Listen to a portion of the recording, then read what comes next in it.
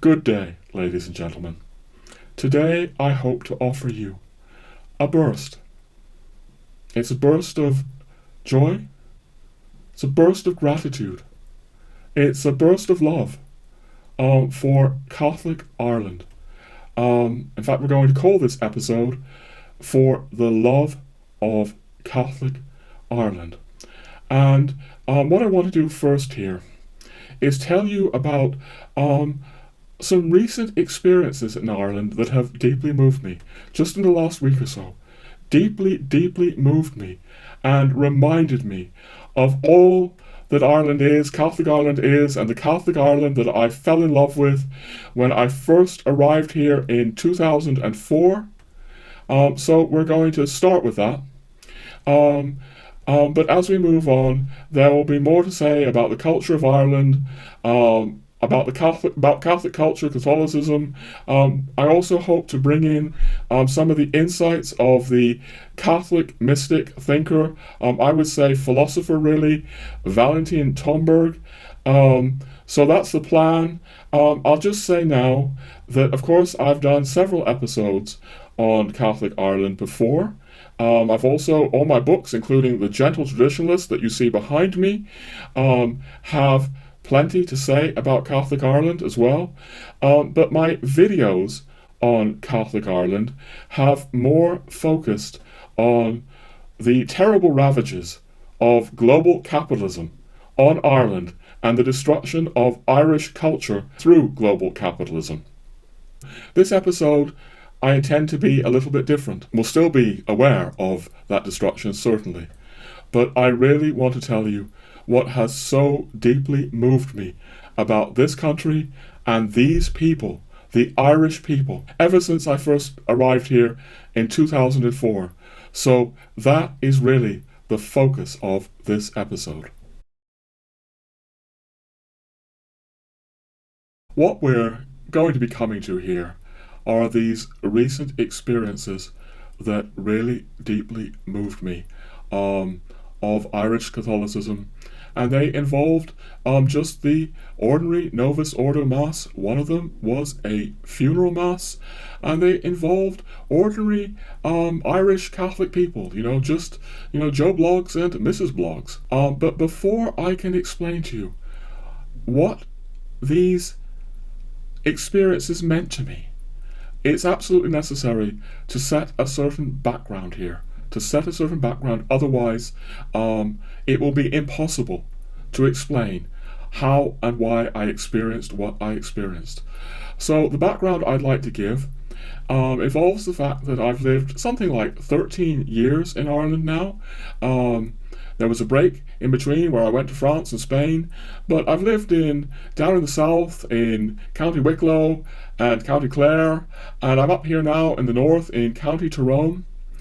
And when I first arrived in Ireland in 2004, I was incredibly moved by it. I arrived still as a very kind of new agey, person, although I was very much with Rudolf Steiner's anthroposophy. Indeed, part of the story, as you're going to hear, is that I was connected to a community of people around an Irish Steiner school, an anthroposophical school in County Clare. But I'm getting ahead of myself. What I'm trying to say is that the mindset that I had when I arrived in Ireland in 2004 was very anthroposophical and even still New Age. And Ireland began to change me. We'll be getting into that. And it began to change me as I began going to Mass more and more frequently, being deeply moved by what I was seeing of the Catholic Irish. This is in rural County Clare. And yes, this has led to a pattern. I've so emphasized this before, where I say that daily Mass is unbelievably important to my spirituality and the spirituality of my wife Kim.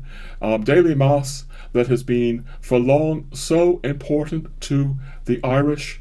And this was the setting for many, many years. As I'm going to say, things have changed recently. Another part of the setting that I want to give you, ladies and gentlemen, is that my wife and I have had, over these 13 years, the grace of travelling a lot through Ireland. We had a sort of camper van. It was a modified van for camping. This photo here, to give you an idea of it, with my wife Kim. This is in front of Holy Cross Abbey in Ireland. But the point is that in this van, we were able to crisscross the country. Crisscross it. I think we've been, never been to County Kerry, but I think must have been to all the other counties, unless I'm not mistaken. But, the point is we've been all around Ireland over this time. And what I want to ask you to keep in mind is that because daily Mass was part of Kim's and my spirituality, that means that every time out in the van, and we were out in this van a lot, Kim was driving it, I need to say. That's actually, strangely enough, part of what this story is about, because I cannot drive. That's a key point. You'll understand why when we come to this. So Kim was driving this van, and we would make sure that we always stopped for daily Mass in different parishes across the country. And I've seen dozens, I would really imagine hundreds, to be honest with you, of Irish priests in all these years celebrating the Mass in all kinds of ways. Because at the beginning, I wasn't committed to the Latin Mass as I am now. Absolutely committed, although in this episode I may be saying some things about ordinary, Irish Novus Ordo Catholicism. No one should doubt my commitment to the Latin Mass, even if, I've been moved so deeply. But yeah, seen all kinds of priests over the years celebrating the Mass from everything from ultra-liberal priests to much more frequently all kinds of very pious Catholic priests, including an older generation of priests, now dying out. People who were maybe when I was first here in their 70s or 80s who have now gone, but I was able to witness these very, very pious old Catholic priests. Another part of this story, ladies and gentlemen, is that I think I've had a fair amount of contact with the Irish elderly because I sought them out. I wanted to know. I came to want to know what Catholic Ireland really was, and over many years I made a point of asking elderly Irish people, what was it really like? And we're going to be coming to that as well. But right now, my point is that I've crisscrossed the country with Kim and been very much going to daily Mass. And now, to help you understand this story, I need to tell you that a little while back, everything changed. How did it change? Well, it changed primarily through the fact that Kim and I have become somewhat immobilized. And before you think that there's any terrible health crisis, paralysis here, anything like that, no, it's really rather an odd set of circumstances. I can't, really quite personal, I can't go into it all, but it involves the fact, again, yes, that I cannot drive. It involves the fact that Kim has a few, temporary things hampering her at the moment. It involves the fact that where we are in very rural Ireland, northwest Ireland, public transportation is diabolical. The net result is that we haven't been able to easily go very far from our own home in recent months. And near our own home are just a couple of small Catholic chapels, and that's all. We've been pretty much limited to that. And for the first time in many, many years, we've not even been able to get to daily Mass. We've certainly not been able to get to the Latin Mass. And that has actually been for us the most grievous thing of this. But something different happened. Something different happened, and it broke this pattern just in the last week or so.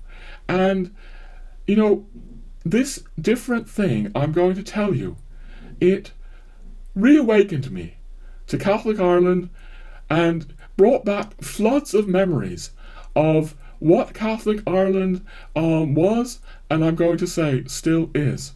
Catholic Ireland is not dead. Alright, what is this something different that happened? Um, Something really very ordinary, and yet it had quite an amazing effect. Because if you've been limited to home for a while, or at least the sort of territory around your home, and you, after months and months, you know, go out and see wider Ireland around you, um, you might see it, as I say, with fresh eyes. You might see it anew. And this is precisely what happened. I made a couple of trips into the wider surroundings here in Ireland. The first one was with Kim, and that's what we're mainly going to be focused on, but I want to talk about both trips. But let's start with the first. Needless to say, it was very important, of course, to get to Mass.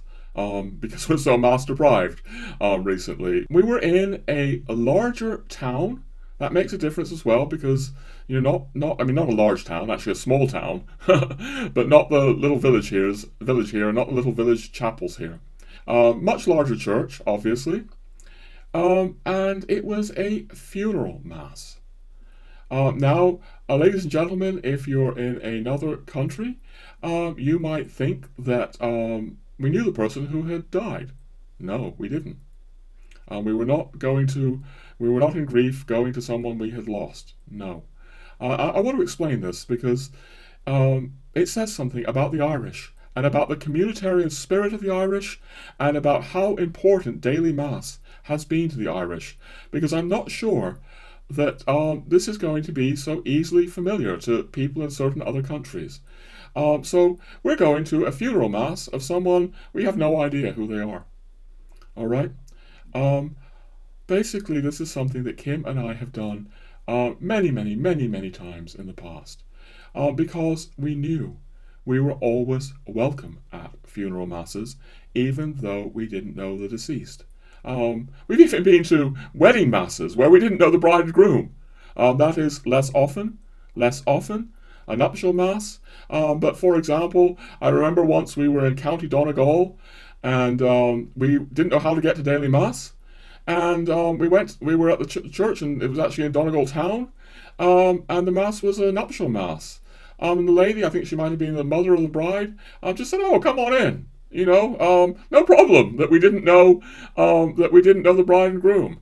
What's going on in something like this? Because I think it may surprise people in other countries. What's going on there are two things. One, that the Irish do have this very communitarian oriented spirit, a very warm hospitality, that still exists in Irish, in rural Ireland especially.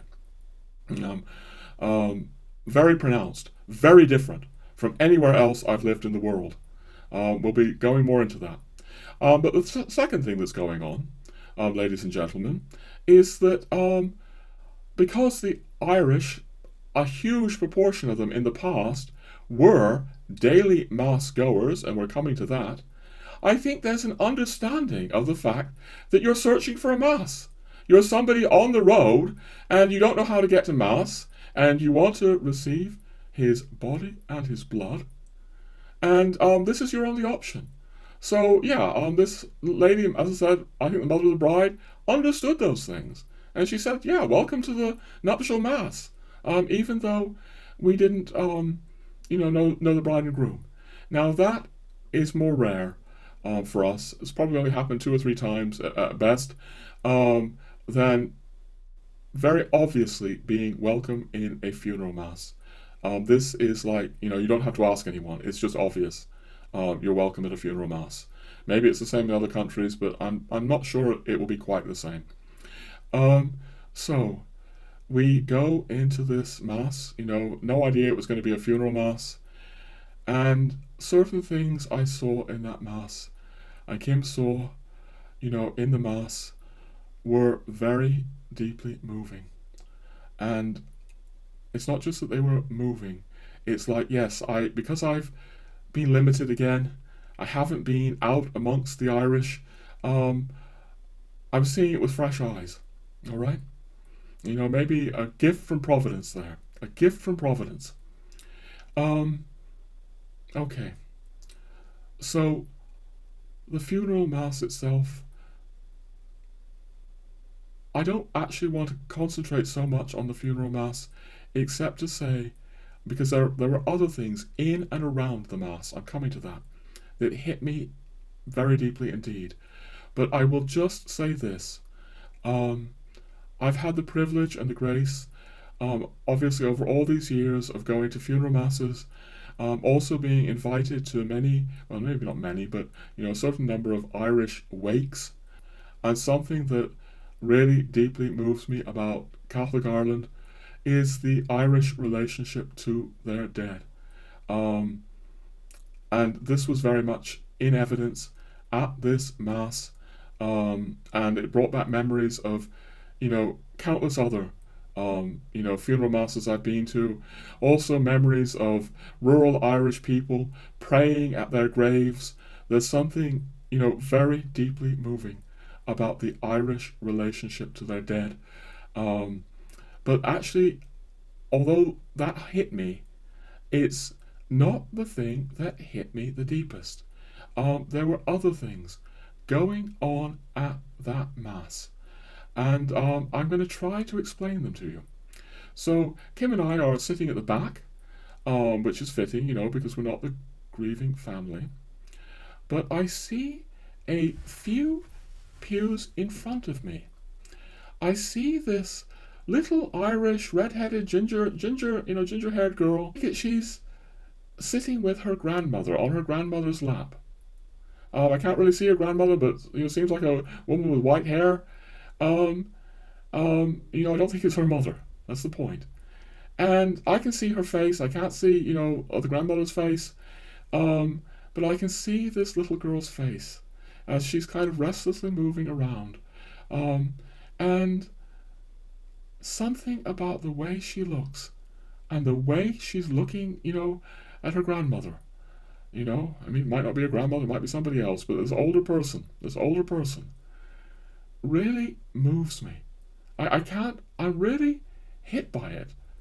And of course, this brings up memories of the, deep family ties that still exist in Ireland. In other countries, I'm aware, and I'm sure it's happening here in Ireland now too, but children aren't looked after by their grandparents. They're looked after by daycare centres or whatever, which is one of the terrible consequences of global capitalism. And I know it's happening in Ireland now too, but I would say that it's still happening less in Ireland than it is elsewhere.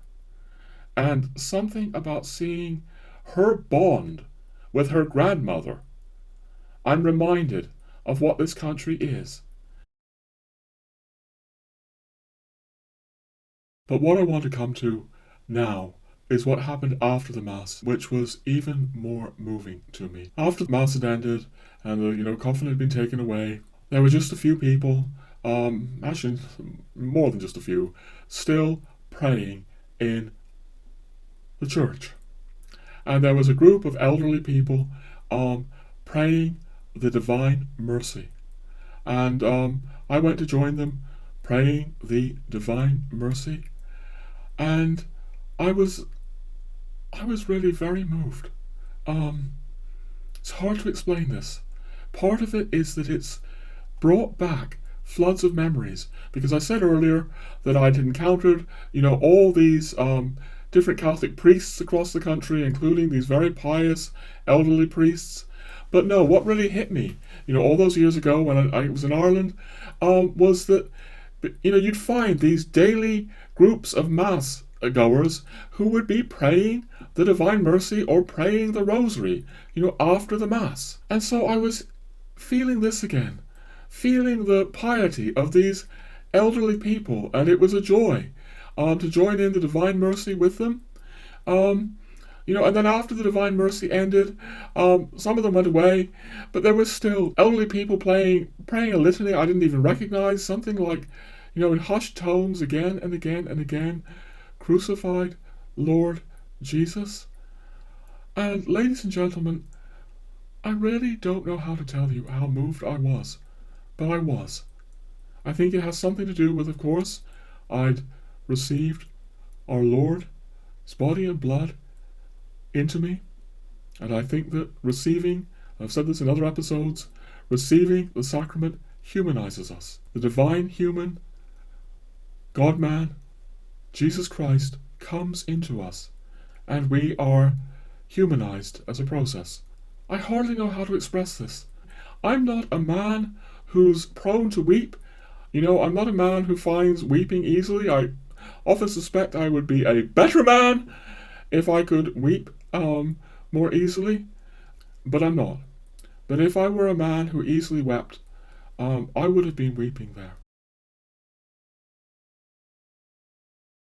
Alright, it's the next day now, and I find myself thinking that perhaps there would be some people seeing the proceeding with me speaking about weeping and things like that, and thinking, isn't Roger being a little bit over the top here?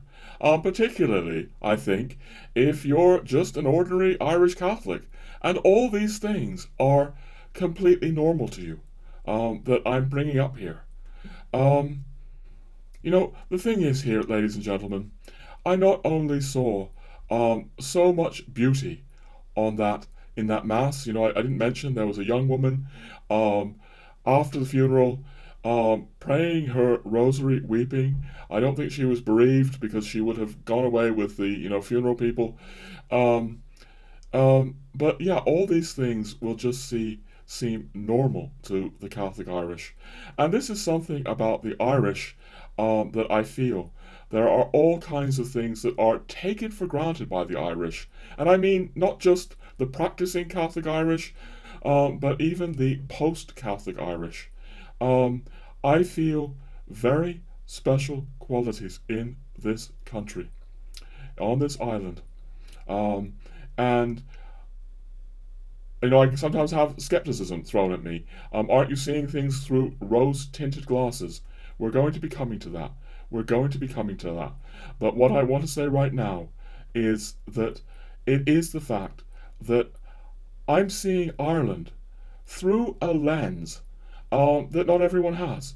I'm seeing Ireland through a lens of having grown up in America, having lived in a number of different European countries, of noticing how Ireland is special. There's another lens that I'm seeing Ireland through as well, because we all bring our past experience to how we see things. We never see things in isolation. And for me, this is something like 20 years of being a kind of New Ager, or being later on an anthroposophist, being in a kind of scene, if you like, a milieu, where it was taken for granted that ordinary church-going people were somehow lesser in this kind of scene of, often sort of exalted New Agers, and I have to say sometimes exalted anthroposophists. There was a tendency, at least a tendency, to look down on, the ordinary man in the street, the ordinary Joe Blogs, or, in America you'd say, Joe Schmo. But this was what was also moving me in this Mass, and the next Mass I'm going to tell you about, is just seeing these ordinary, pious Irish Catholics, and it brought back memories of all kinds of Catholic beauties that I've experienced across Ireland over the 13 years that I've been here, as I say, just going from parish to parish and daily mass, but also other things, like the Legion of Mary, that was founded, by the magnificent and great Frank Duff. If you're a New Ager or an anthroposophist, you've probably never even heard of Frank Duff, but founded a mighty movement, spread throughout the world, initiated in Ireland on the back of just very ordinary Irish piety. All these things, go into the way I'm seeing Ireland. But look, I'd like to move on and go to the next trip. So I'm lucky enough to make another trip into Ireland, a bit further out than my little local territory, because of course I am in Ireland. And basically I was at the same church again, a church in a small town, just an ordinary Novus Ordo Mass. Quite a crowd there, I thought, for a daily Mass. Wouldn't necessarily see that in other countries. And I was, again, just hit by the piety. One woman approached the altar, on her knees, i.e., she came out of her pew, went down on her knees, and went up to the altar to receive communion, and then went back on her knees. She obviously took her faith in our Lord very seriously. All right, we'll be continuing with Ireland, including the very rich communitarian nature of Ireland, soon. But before I do that, I want to make a digression, a little parenthesis, so to speak, that seems like it could be important to say now, and certainly will be relevant to things I want to say towards the end of the episode. And my digression has to do with this. I'm aware that not only may certain people be thinking that I'm rather over the top in my emotion about Ireland, but there may be, certain traditionally minded viewers wondering about all my eulogizing, it would seem, Novus Ordo Irish Catholicism, praising all these Novus Ordo masses I've been to, talking about the Divine Mercy, all these kinds of things. And I want to say something about that, ladies and gentlemen. I have been very deeply moved by all of this. But this does not mean that I equate the two masses. In fact, I'm going to bring back an old friend here. The old friend some of you will recognize is my old friend, the Civ. Some of you may remember from my first episode that I spoke about where I stood on this channel with the distinction of the two masses. I said that, of course, our Lord Jesus Christ becomes present in both masses, that are validly celebrated. There is no question of that. But I also went on to say that the new liturgy, I've come to the view, does not hold the presence of our Lord in the same way. It's like, as I suggested in a slightly crazy way in that episode, the liturgy is meant to be a container. But the new Mass can be like a container with holes, and the grace of our Lord can be squandered like nectar in a sieve. I want to say, clearly, I consider myself a traditionalist. But what is a traditionalist? I've also spoken on this channel of fearing that traditionalism is becoming too narrowly identified with certain things that aren't necessarily traditional. I mean, it's not necessarily traditional, or it isn't traditional, to start attacking other Catholics. And there are certain forms of very loud traditionalism on the internet, on YouTube today, that I really don't want to have much to do with.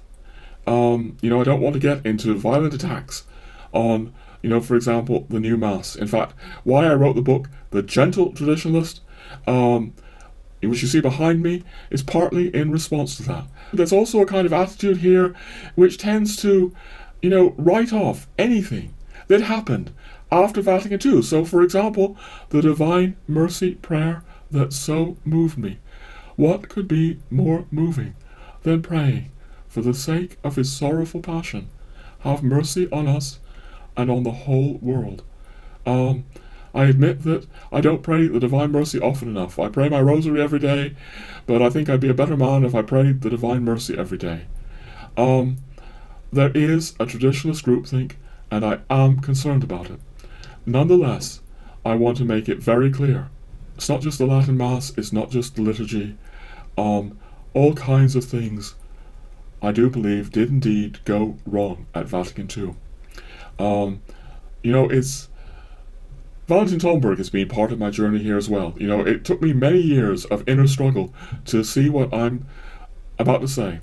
But Tomberg speaks about Vatican II opening up the portals to what he calls death, the gates of death.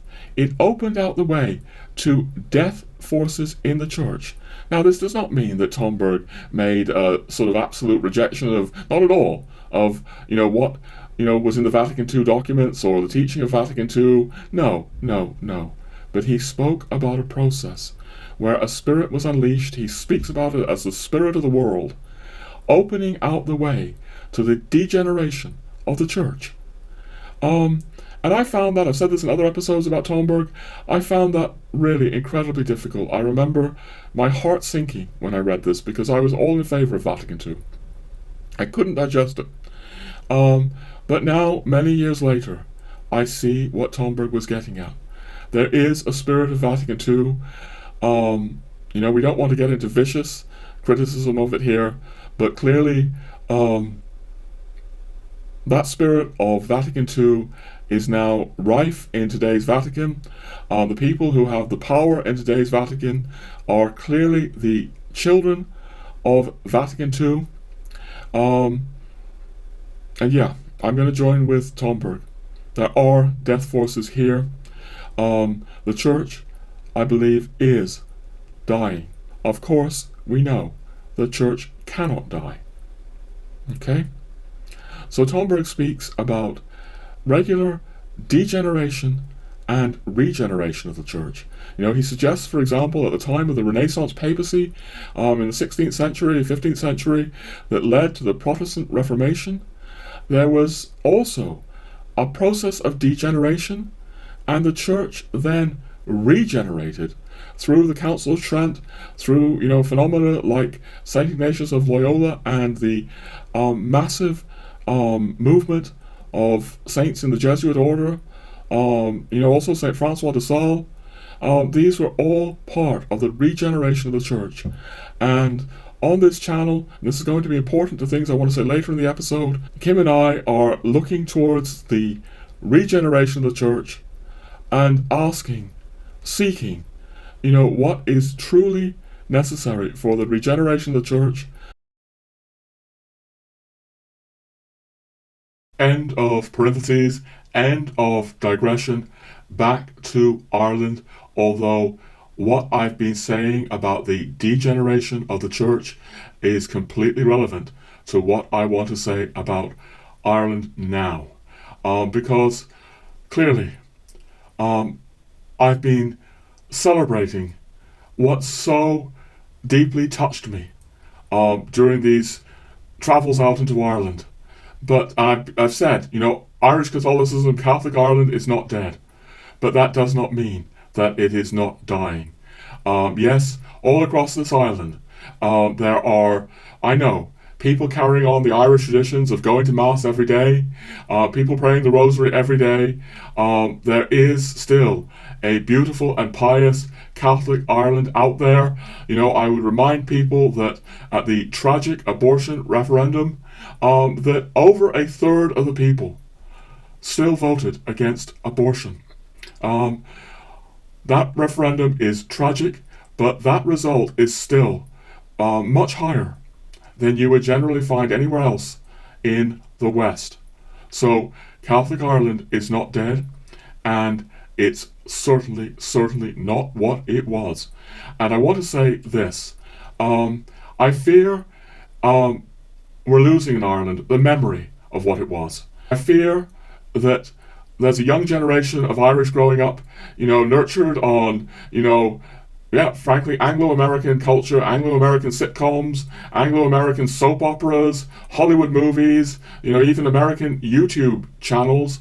And unconsciously, they may be beginning to assume that Ireland was the same as other Anglosphere cultures, and it was so radically different. This is apparent to me, as I say, even though I didn't sort of get here until 2004 and maybe experienced, if I'm lucky, the last dying embers of it.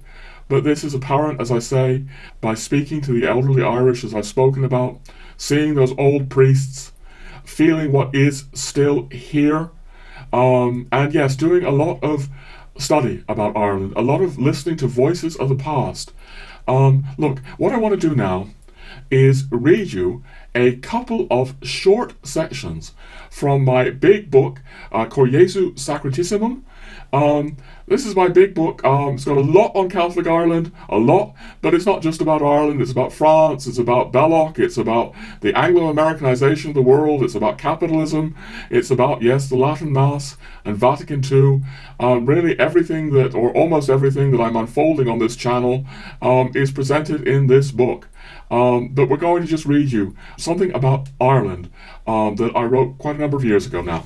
So, yeah, let's do that. The beauty of Catholic Ireland clutches at my heart, particularly as I have listened to older generations who remember what Catholic Ireland was. These folk remember a culture radically different from the rest of the Anglosphere.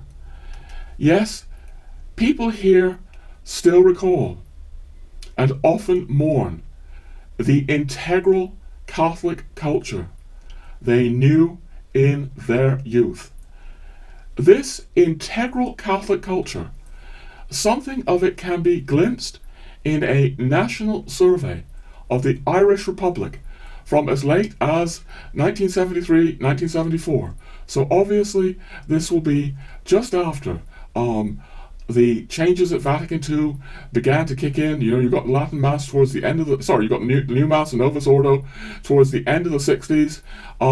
But even though this is 73, 74, it clearly shows a very different world than the rest of the Anglosphere, which I'm about to, I will continue reading. That survey found that over 90% of Catholics went weekly to Mass, and nearly 47% went to confession once a month, whereas 97% prayed daily. 75% of those who surveyed put up holy pictures or statues in the home. You know, I don't know what's in Irish homes today, I've got a good idea, but not many homes will be filled with images, sacred images. They'll be filled with secular and profane images. Furthermore, around a quarter of the population went to Mass more than once a week, and a similar proportion went to confession once a week or more. I'd like you to just take that in. The survey is finding that a quarter of the Irish people, a quarter of them, the very devout, went to confession every week, and they went at least several times a week. This will be the daily Mass going that was so part of Irish tradition. Very, very frequent Mass going that I so try to emphasize on this channel. Okay, continuing. Cynics have tried to paint this extraordinary religiosity as largely social control in a culture where church and state were closely linked. According to them, Irish Catholics simply did what was expected of them by a rigid, hierarchical society.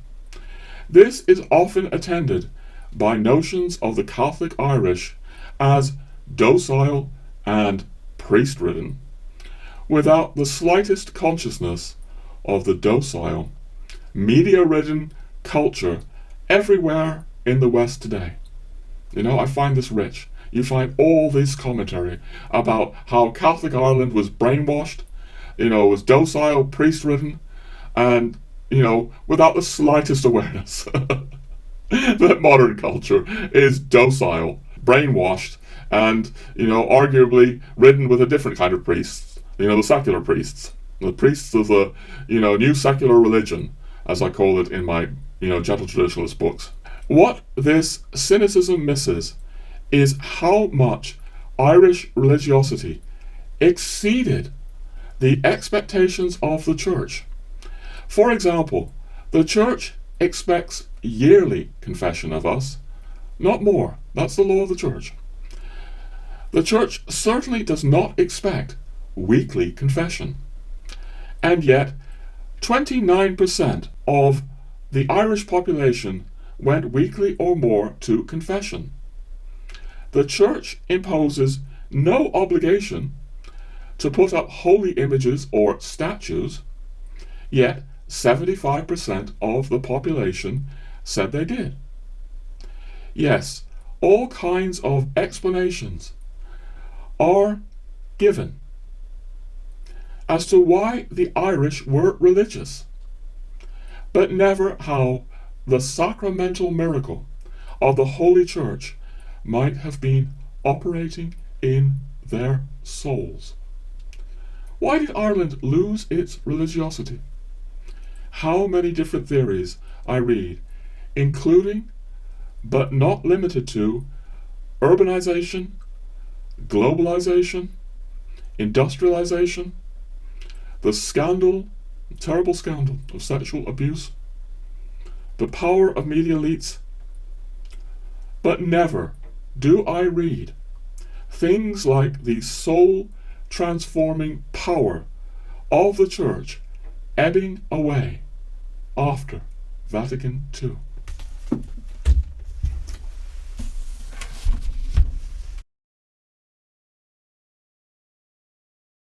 All right, I want to clarify something before moving on. In that section, I spoke about how cynics, really materialists, would speak about the change in Catholic Ireland only in terms such as, urbanization, a limited amount of industrialization, yes, the terrible sexual abuse scandals that happened here, the power of the media, the globalization, all those kinds of factors. Also that Catholic Ireland had, strong social expectations that people went to Mass. What I want to say here is that it's not that I'm denying any of that. I'm not. It's that I'm saying it's not only that. So for a materialist, if you don't believe in any transcendent reality, then it has to be, only things like this. It can't be due to something mysterious in the Mass or in Catholicism, the Catholic mystery, as I like to call it. Can't have anything to do with that the Catholic mystery was sustaining Ireland. It has to be explained away by these things that are supposedly scientific. You can empirically observe these things, to an extent anyway. No, but I want to make clear, yes, the sexual abuse scandal that afflicted a relatively small but terrible percentage of, priests in Ireland, urbanization, globalization, all these things matter.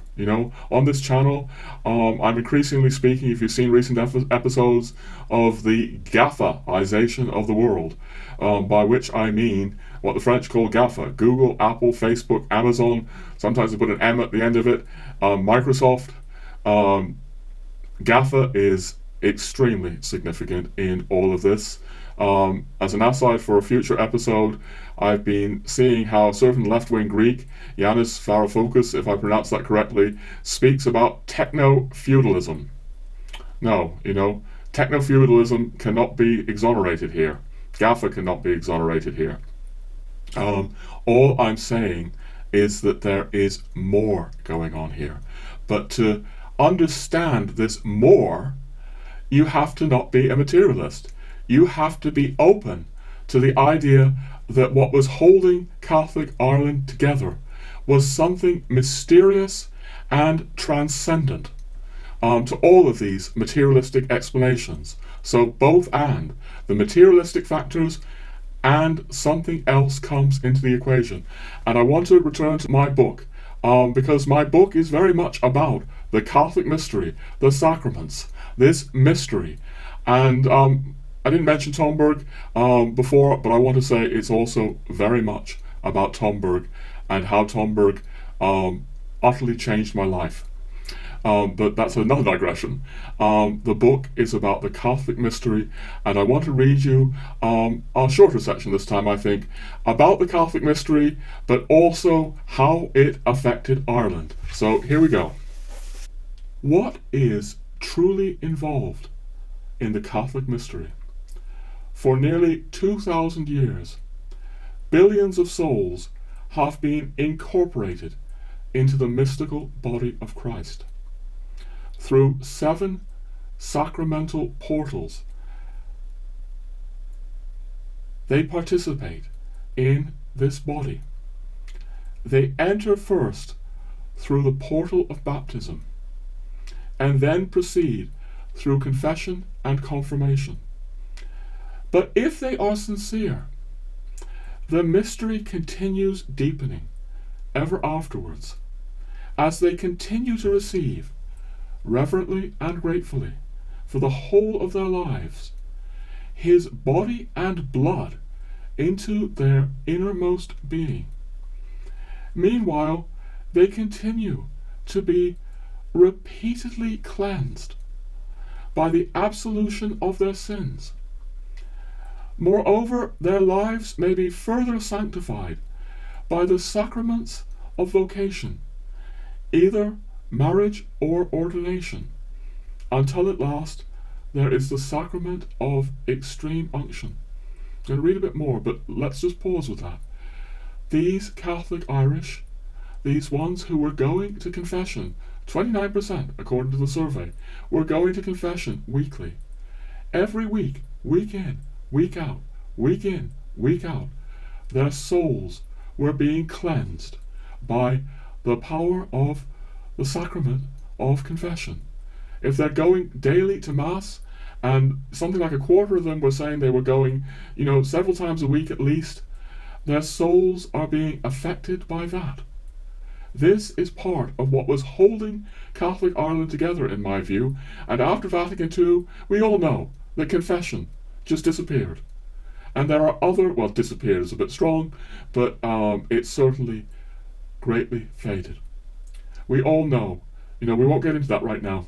I want to just continue reading from the book, because the book is not just about these great sacraments of the Catholic mystery.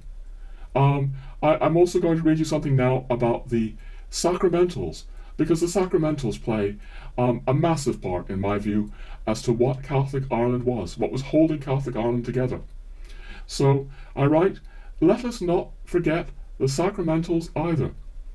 The Rosary is not a sacrament, yet who can calculate the effect of billions of Rosary prayers sent up to heaven? Who can say how much benediction rained down, for example, on humble Irish cottages each night as families took out their beads and began to pray the joyful, sorrowful, and glorious mysteries? What of the apparently simple act of taking a moment to cross oneself with holy water? It might be added that in Ireland, one crossed oneself with holy water not only on entering the church, but also at the threshold of one's own home. The sacramentals, they are not there for nothing. The simple act of crossing oneself with holy water throughout one's lifetime, what does it really signify?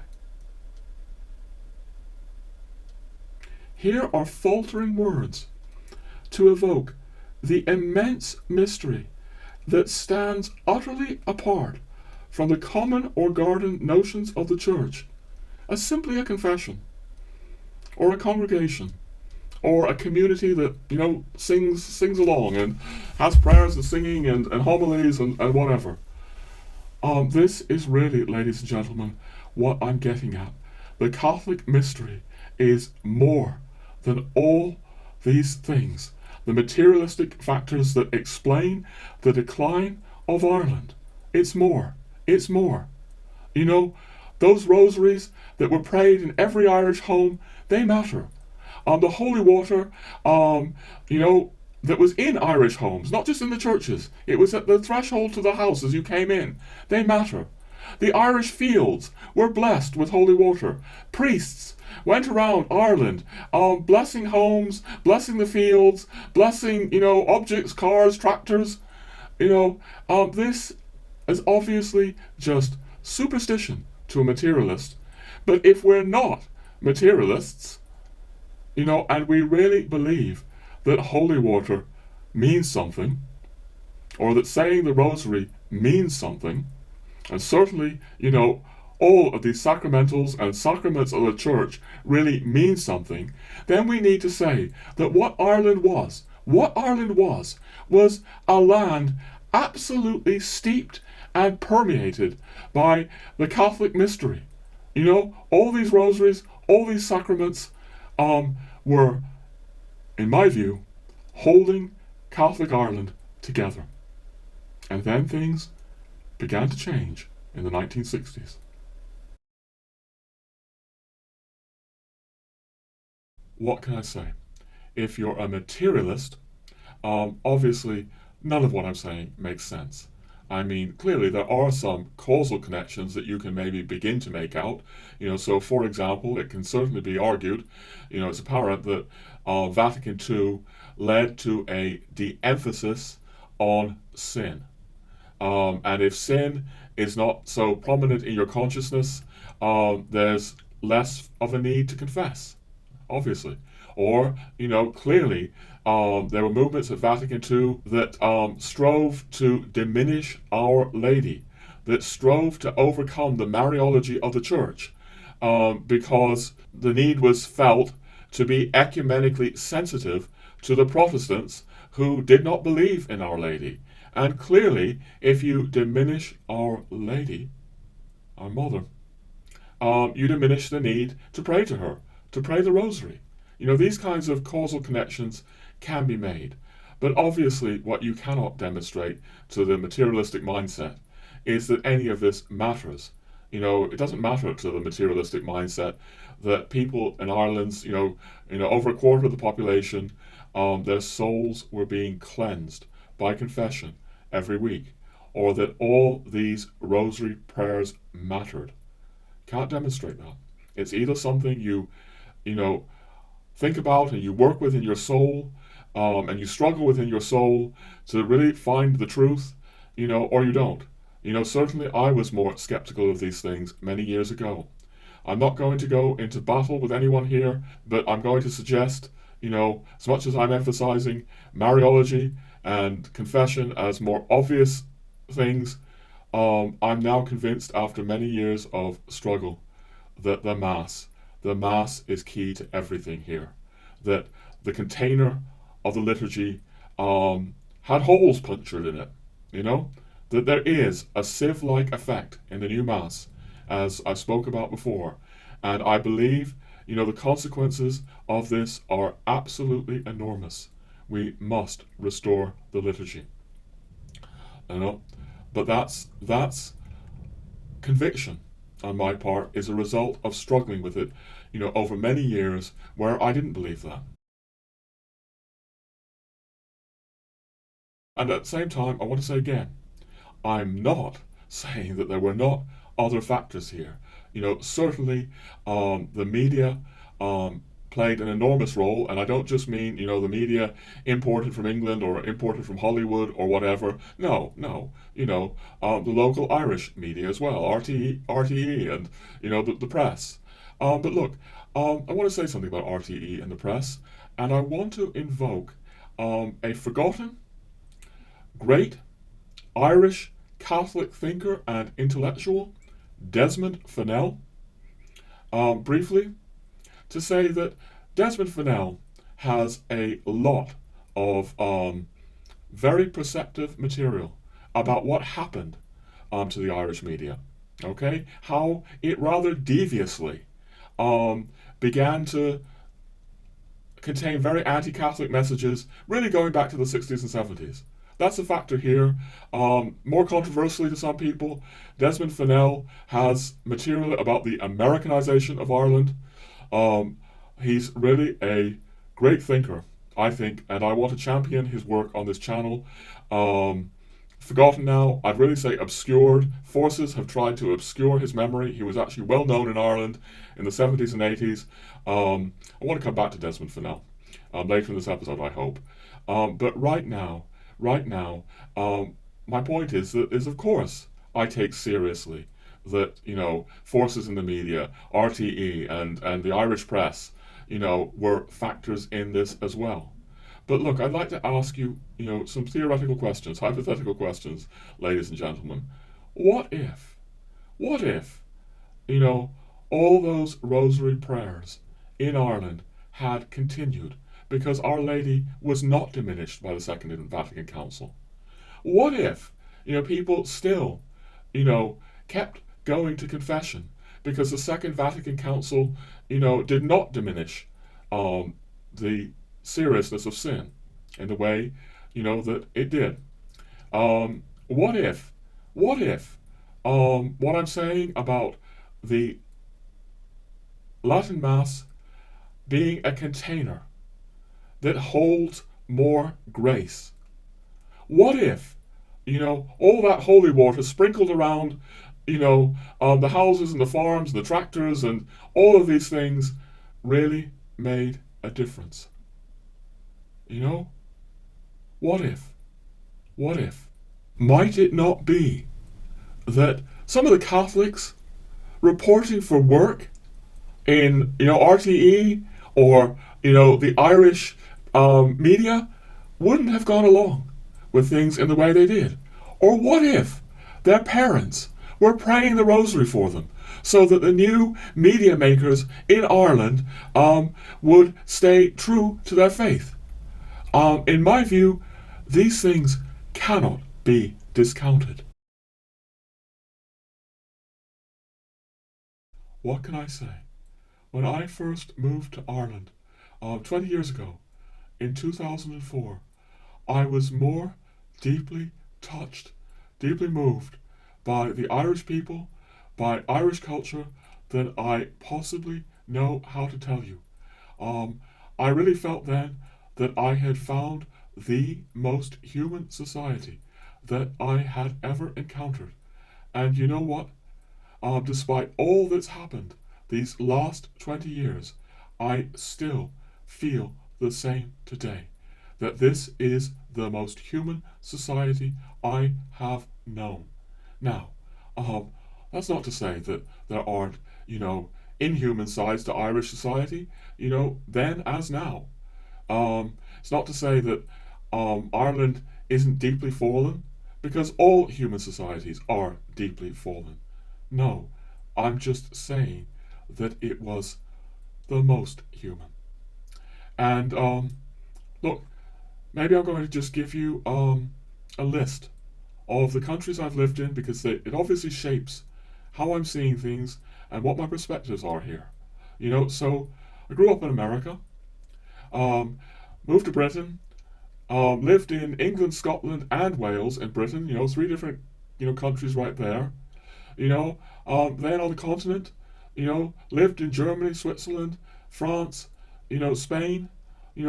Something like 9 different countries here I've lived in, and Ireland still strikes me this way. And I want to say something here. I've spoken in this channel about the true Ireland or the real Ireland. If you're not thinking about this kind of Ireland that is manufactured by globalist and capitalist forces, where the ultimate power, really resides in the banks, and above all, the Wall Street banks and the banks in the City of London, above all that, but also the media they generate, these giant corporations, Google, Apple, Facebook, Amazon, again, what Yanis Varoufakis calls techno-feudalism. If you're not with that Ireland, generated by all of that, but you're with what I'm going to dare to call the real Ireland, the true Ireland. You cannot separate it from its profound Catholic heritage. Even if you think that the things I'm saying here, ladies and gentlemen, are filled with wacky metaphysics, about supernatural grace and the container of the old mass not being leaky, not being like a sieve, even if you think that all of that is wild and speculative, it's very hard to deny that the Catholic Church was a mighty part of what shaped the real Ireland, and that if you are awake, maybe because you've lived outside of Ireland or you've travelled outside of Ireland, to the unusually warm communitarian spirit that still exists here, I would also say the humble spirit of the Irish, if you are awake to the very unusual qualities that the Irish still have, I'm going to dare to suggest that even if you do think that I'm full of wacky metaphysics, you can't separate all of that from Ireland's profound Catholic and Christian roots. Ireland cannot be isolated from that. I'm not, as I say, unaware of the fallen sides of Catholic Ireland, and I'm certainly not unaware of the fallen sides of Catholicism. I'm not unaware of the suffering of those who suffered at the hands of priests in this country, the abuse scandal here and elsewhere. Mention that. I'm not unaware of the corruption in the Vatican and the kind of people that we have in the Vatican today. So I hope I understand, skepticism about what Catholicism is and Catholic culture is in many quarters, because I had that skepticism very deeply in myself for a very long time. But what I want to say is not that any of these things are untrue, although they may be untrue in the way our media is reporting them, but no, there is substantial truth to these shadows of the Church. What I want to say is not to deny any of those shadows of the Church. No, I want to say that Catholicism is far, far, far more than any of these shadows. And I think it's coming to Ireland showed me the miracle of the Catholic mystery. It showed me how this people could be warmer, kinder, more humble, than any people I have encountered, whatever their flaws and failings. It showed me the capacity of the Catholic mystery to transform an entire culture. And that's what I want to say to those of you who are skeptical of what I'm saying. The Catholic mystery is something far, far greater than anybody in the Vatican, or any, theologians, or any, criminal priests. It's something far greater.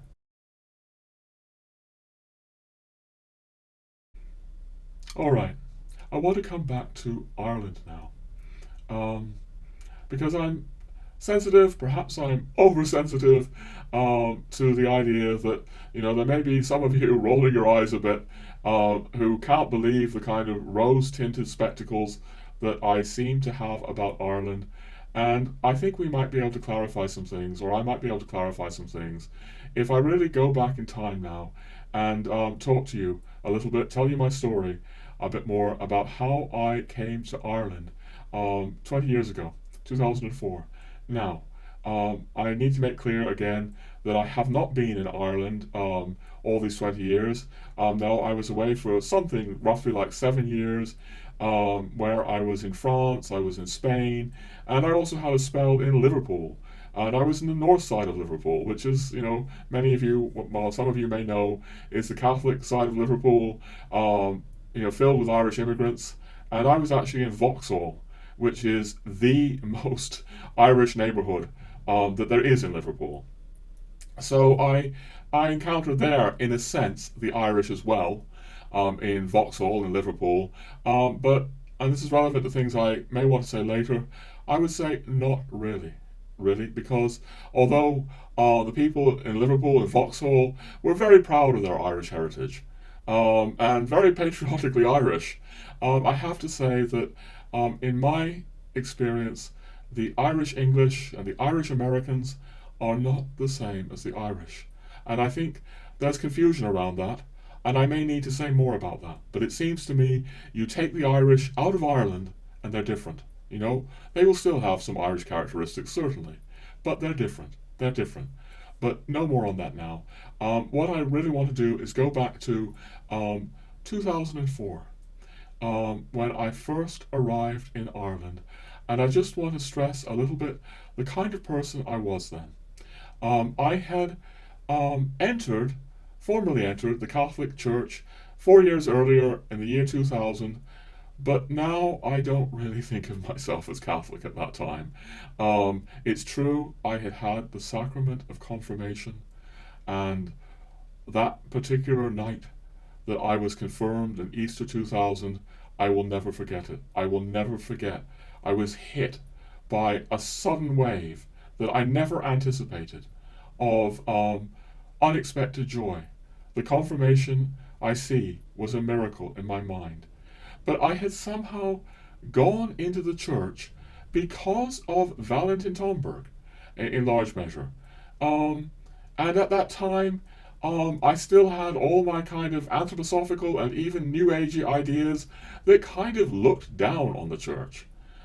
This is who I was, strangely enough, when I entered the church. I was looking down on Catholicism and inherently thinking that anthroposophy was superior. And it took me, as I've said in other episodes, years to work through that. And as I've suggested, Ireland was a key part of this. So, we arrived in Ireland in 2004, and we moved to rural County Clare. Okay? Rural County Clare.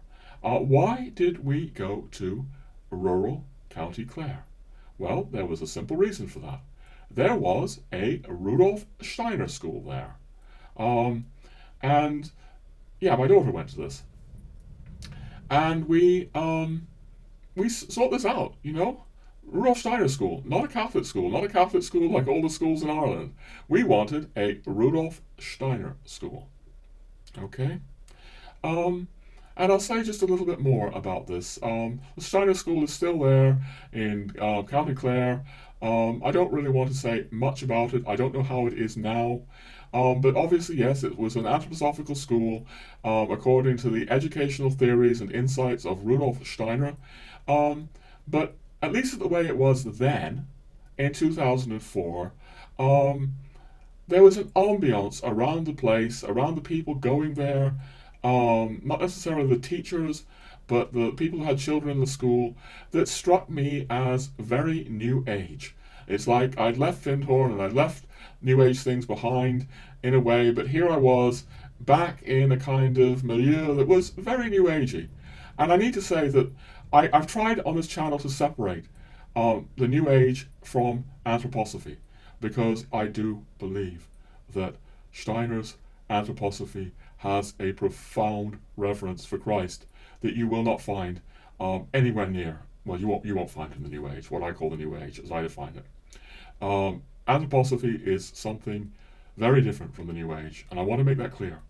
But many of the people at the school, or rather not the teachers, but the people around it, were not anthroposophists.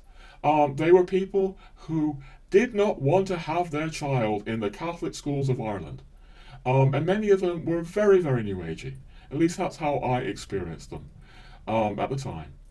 And I could just fit in with that at the time. At the time I jokingly called myself, mentioned this before on the channel, tongue-in-cheek slightly, but only slightly, I called myself a New Age Catholic anthroposophist. In other words, I was trying to have my cake and eat it too. Because of Tomberg, I somehow believed in the church up to a point. But it's really Ireland that began to show me the mystery of Catholicism. And we'll come to that. But what I want to say now, that's also relevant um, is that the community in County Clare that was in and around this school, had what the Irish call a lot of blow-ins. In other words, it was a somewhat international community, somewhat. So there were Irish people there who were sending their children to the Steiner school, but there were also people of other nationalities. There were, if I remember really correctly, there were particularly Americans who had ended up in Ireland and didn't want to have their kid in the Catholic school and put him in, the Steiner school, or her in the Steiner school. But there were British people there were Dutch people there. I remember an Italian. I can't remember all now, but it definitely had, an atmosphere that wasn't just Irish. In fact, what I principally remember there were people who had come from outside of Ireland. And this is key to the point I want to make now about my rose-colored glasses, so-called. I was therefore talking to these Americans, these Dutch, these English about Ireland. And what really began to hit me is how much these people had come to respect or love the Irish people. And I mean here the ordinary Irish people, the ordinary Irish Catholics in rural County Clare. Because, at least to my memory, there weren't all that many Irish people, at this school. There weren't, as far as I can remember. So, speaking to these people, I got a sense of, well, what do you make of the Irish? And because I was beginning to be just so deeply hit by the Irish, by Ireland, I wanted to know, what do you make of it? And I got some very striking responses. Because it was clear to me that these people, I especially recall a couple of Americans, had never encountered anything like Ireland. I recall two Americans in particular who were like swooning about Ireland. And here's a key point. One of them had been here 7 years. And he was speaking to me about the magic of Ireland. And I distinctly remember, I can remember the conversation, I can remember the look on his face. I said something to the effect of, okay, you're telling me you came here 7 years ago, so this would have been the late 1990s that he came. The degeneration of Ireland had not proceeded as far in the late 1990s, and he just said that he just never encountered anything like the warmth of these people, the kindness of these people, the magic of the Irish. And I said, okay, you've been here 7 years now. Is that still the case? I distinctly recall asking him that. Is that still the case? And he kind of smiled, and it's like he conceded something. He said, okay, yeah. I can see, some of the shadow sides. I can see some of the things that, I didn't see when I first came. I can see faults and failings in the Irish, but he affirmed, no, I still see the magic. All right? So, this would have been an American, anthroposophical, New Agey in orientation, certainly not Catholic, but what he was speaking about was his encounters with ordinary, Catholic Irish, in the late 1990s and the early 2000s.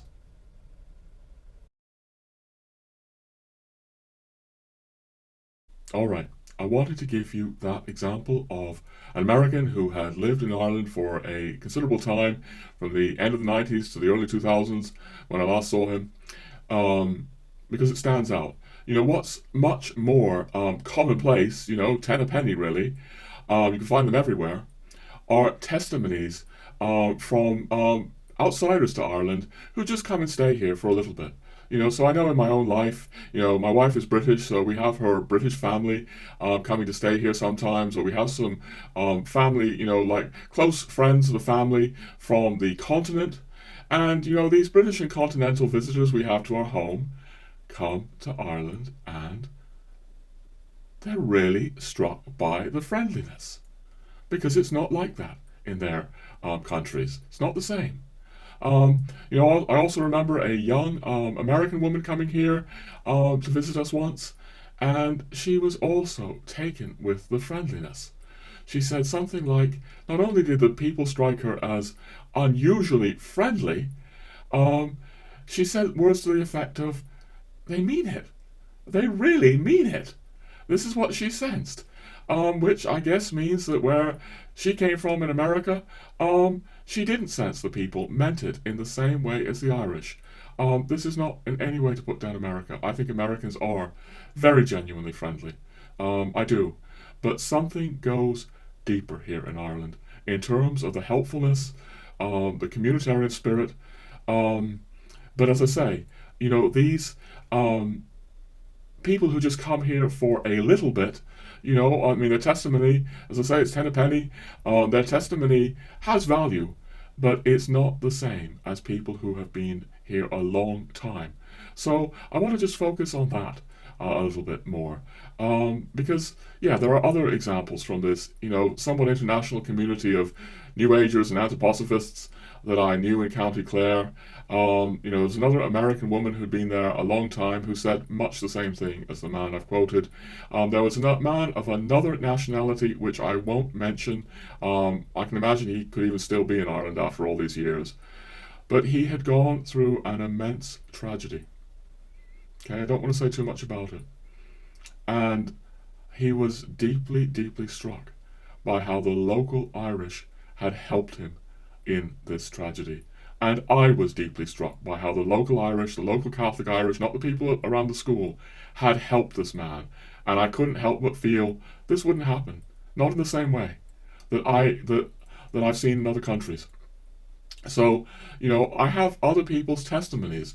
I mean, there's an American priest who was here for a while, and he'd come back and gone back and forth, and he also conveyed to me how deeply hit he was by the Irish, although he added a comment that is very salient for this video.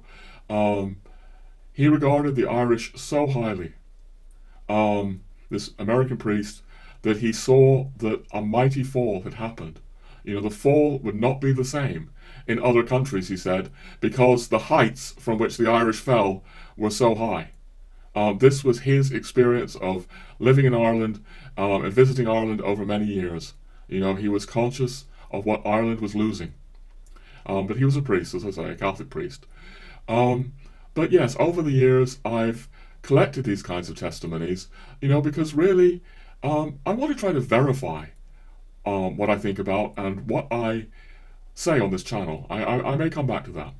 But another kind of testimony that I've collected is a testimony of Irish people who have lived outside of America. Sorry, I lived outside of Ireland, and they've gone away, for a number of years. And it helps them to see Ireland. In my experience, they come back to Ireland and they see Ireland in new ways. All right? So there's an Irishman I know who was living in a major Anglosphere country. It's not America this time, but I won't name which one it is. But yeah, it's one of the big ones overseas. And he had thought of settling down, I gather, but he had really decided that he wanted to have children. And this was not the place. This was not the place to raise children, or he didn't want to raise his children there. This is not to say that he was really putting the country down. He just realized that Ireland was a better place, if I've understood him correctly. So that was his experience of leaving Ireland for a while. And then, of course, there's Desmond Fennell, who I mentioned earlier, who writes very eloquently, with great insight, about leaving Ireland and coming back. And he has two very key books there that I want to explore at one point. The first is about how Desmond Fennell was a polyglot, spoke all kinds of languages, I don't know how many, but he learned Swedish. And he made a point of learning Swedish because he wanted to move to Sweden. At the time, he was very taken with how progressive and wonderful Sweden was to him. At the time, he was a progressive. He's written a whole book about his experience in Sweden.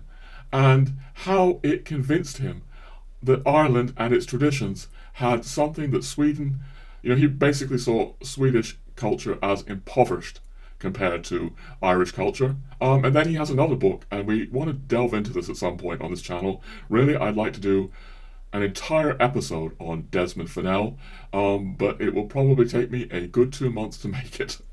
So that's one of my long-term projects. But Desmond Fennell has another book of his travels where he went to go live in America for like a year or so, a year and a half. And just like Sweden, changed his whole life perspective, showing him what Ireland had. His year and a half in America showed him very deep things relating again to the Americanization of Ireland. It profoundly changed his perspective, and this is just really flag for the future. I definitely want to go into Desmond Fennell and the Americanization of Ireland. These are the things that I try to reference. I try to check myself. Do I have rose-tinted spectacles here? Well, if I do, then I know that I'm not alone. Many, many, many, many other people have the same experience. And it's important to try to verify your experience. One thing I don't want to do on this channel, I've said it before, is utter complete nonsense. There's too much nonsense on the internet already. I've said this before, but I'll say it again. Sometimes people ask me to do videos on different topics, geopolitics or things like that. And I say, well, I don't know anything about geopolitics. I mean, I'm beginning to study geopolitics a lot, but I'm not yet competent. No way am I competent. I'm not a geopolitician. You'd be better looking at other people. Why waste your time with what I have to say about geopolitics, even though I like to speak about geopolitics, to be honest. Find somebody who really knows, or at least somebody who has really struggled in their soul to know. I can't say that I really know these things, but I can say that I haven't just tried to sort of buy into the herd opinion. I've tried to really work these things out for myself, and it's a combination of thinking, reflection, verifying, prayer. I mean, that's another thing I say about Desmond Fennell. Some people, accuse him of being extreme or eccentric. Even if you do think things like that, for me, it's impossible to deny the man had brilliant flashes of insight, to say the very least, because Desmond Fennell was not thinking with the herd. He was not thinking with a groupthink. He was working things out for himself. And that's what I try to do on this channel, and speak about things that I've worked out. I've worked out these things about Ireland, whether I'm right or whether I'm wrong. Real effort has gone into this. I just want to say one more thing about the Irish who have lived abroad. About 10 years ago, I found a testimony on the internet, and I kept it because it serves to confirm everything I'm trying to say here to you. And I'm going to read it. So 10 years ago, at least, as an Irishman, he wrote, who has lived outside Ireland for decades, I am surprised to hear of so many despairing at life in Ireland. I can honestly say, from having been outside the country for a long period, but visiting often, and having travelled the globe extensively, there is nowhere like Ireland. The spirit of community and willingness to help others in need is a remarkably Irish thing, and trust me, not something that you typically find outside Ireland. There's just one more objection, possible objection to what I'm saying that I would like to mention here. Some people might be thinking that what I'm saying about the Irish amounts to something you find in rural people everywhere. Noting that, my experience is mainly rural Ireland.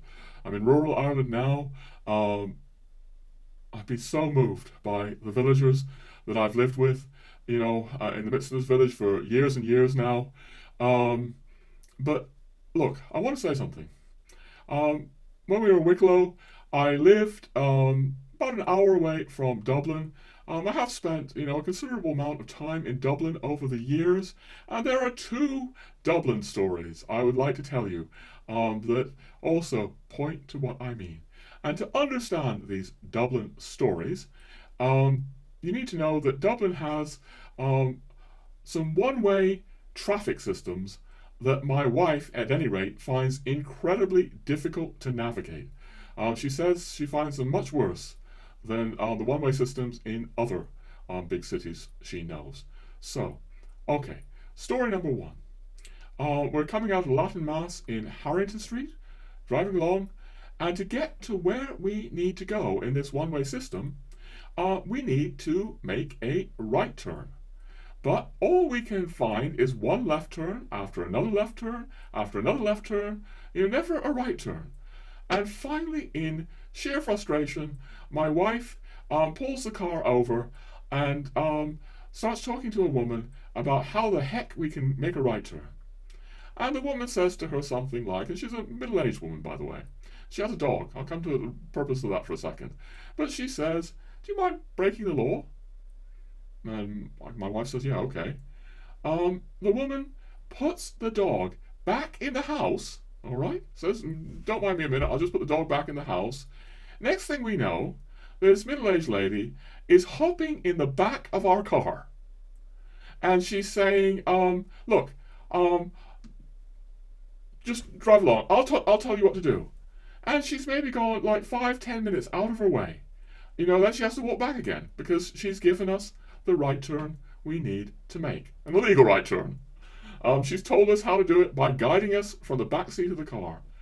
And I have to say, ladies and gentlemen, I'm not sure what the population of the urban population of Dublin is now. I think it's getting on for 2 million, 1.5 to 2 million people.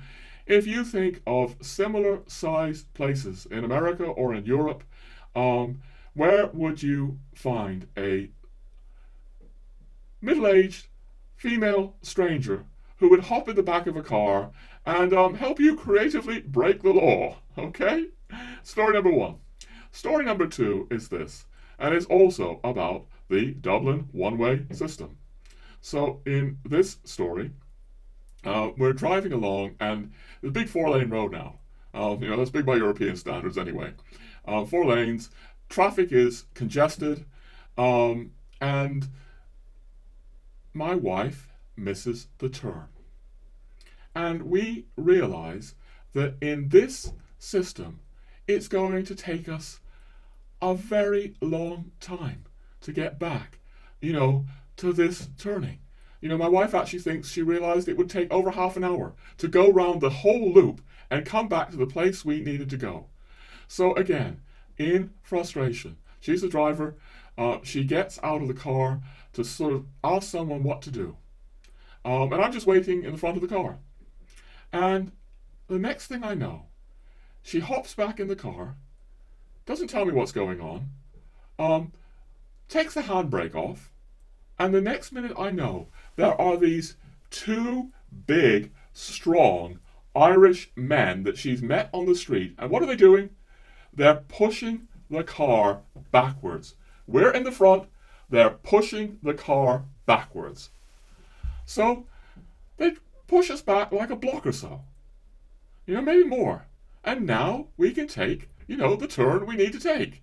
And how they explain it to us is like this. Well, it's illegal to, turn around the car, to keep going on the road and, turn around. That's illegal in the system.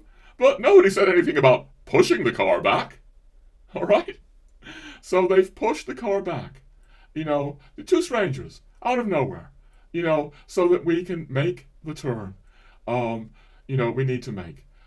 Ladies and gentlemen, again, in my experience, things like this don't happen in other countries. Maybe they would very occasionally happen, but, there are just, to use that old expression, more random acts of kindness and charity here, per person than I've experienced anywhere else. And I'm going to make another observation. I imagine, I don't know for sure, that these were just modern, secular Dubliners, all right? But I want to suggest something. I think the Catholic mystery is still working in their souls. And I want to say it for two reasons. One of the things I've noticed about the Irish is that there is a slightly anarchic quality to the Irish, a quality of creatively breaking the rules, which we see in both these instances. Whereas, and you'll find all kinds of testimony to this, Protestant societies tend to be far more rule abiding. Another big city, for example, that I've spent a lot of time in over the years, for personal reasons, family reasons, although I've never actually lived there, but I've spent weeks and weeks and weeks of my life there, is Protestant Zurich in Switzerland, where all the banks are, and Zwingli, founded Swiss Protestantism in Zurich. People will really abuse you if you break the law or break the rules in Zurich. You can jaywalk in Zurich, and you will have strangers shouting at you, for jaywalking. Don't do this. You won't have, strange middle-aged women that you don't know coming up to you and saying, "Mind breaking the law?" And helping you in this way. Ireland has this communitarian spirit, and I really suggest that this communitarian spirit too, the slightly anarchic way of bending the rules, and the sheer kindness and warmth owes to these people being steeped, in the sacraments for centuries. Even if you're not, a practicing Catholic, in this country, you're most likely to have been baptized as a Catholic, confirmed as a Catholic. Your ancestors have developed a way of being that is kind and warm and helpful. Again, I know there are Irish flaws, but this is true as well.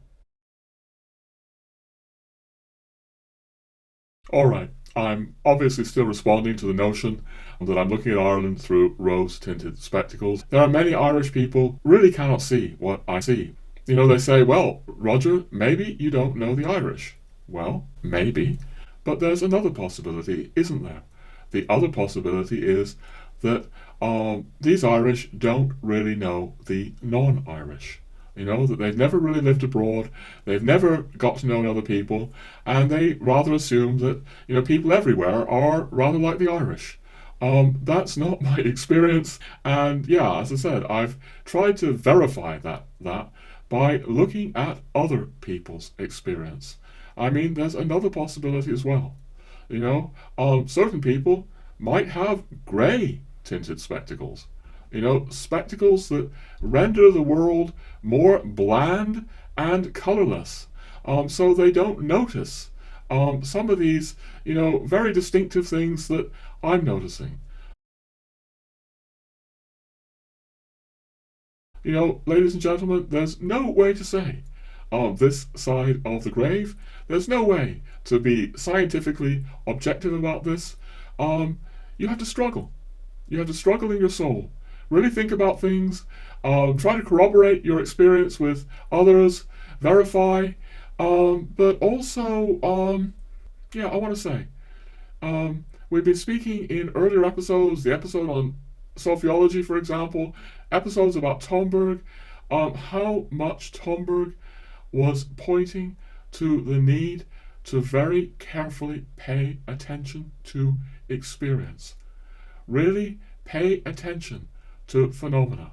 It's a key thing I've been trying to emphasize in these Tomberg videos, and for better or worse, this has been my aspiration.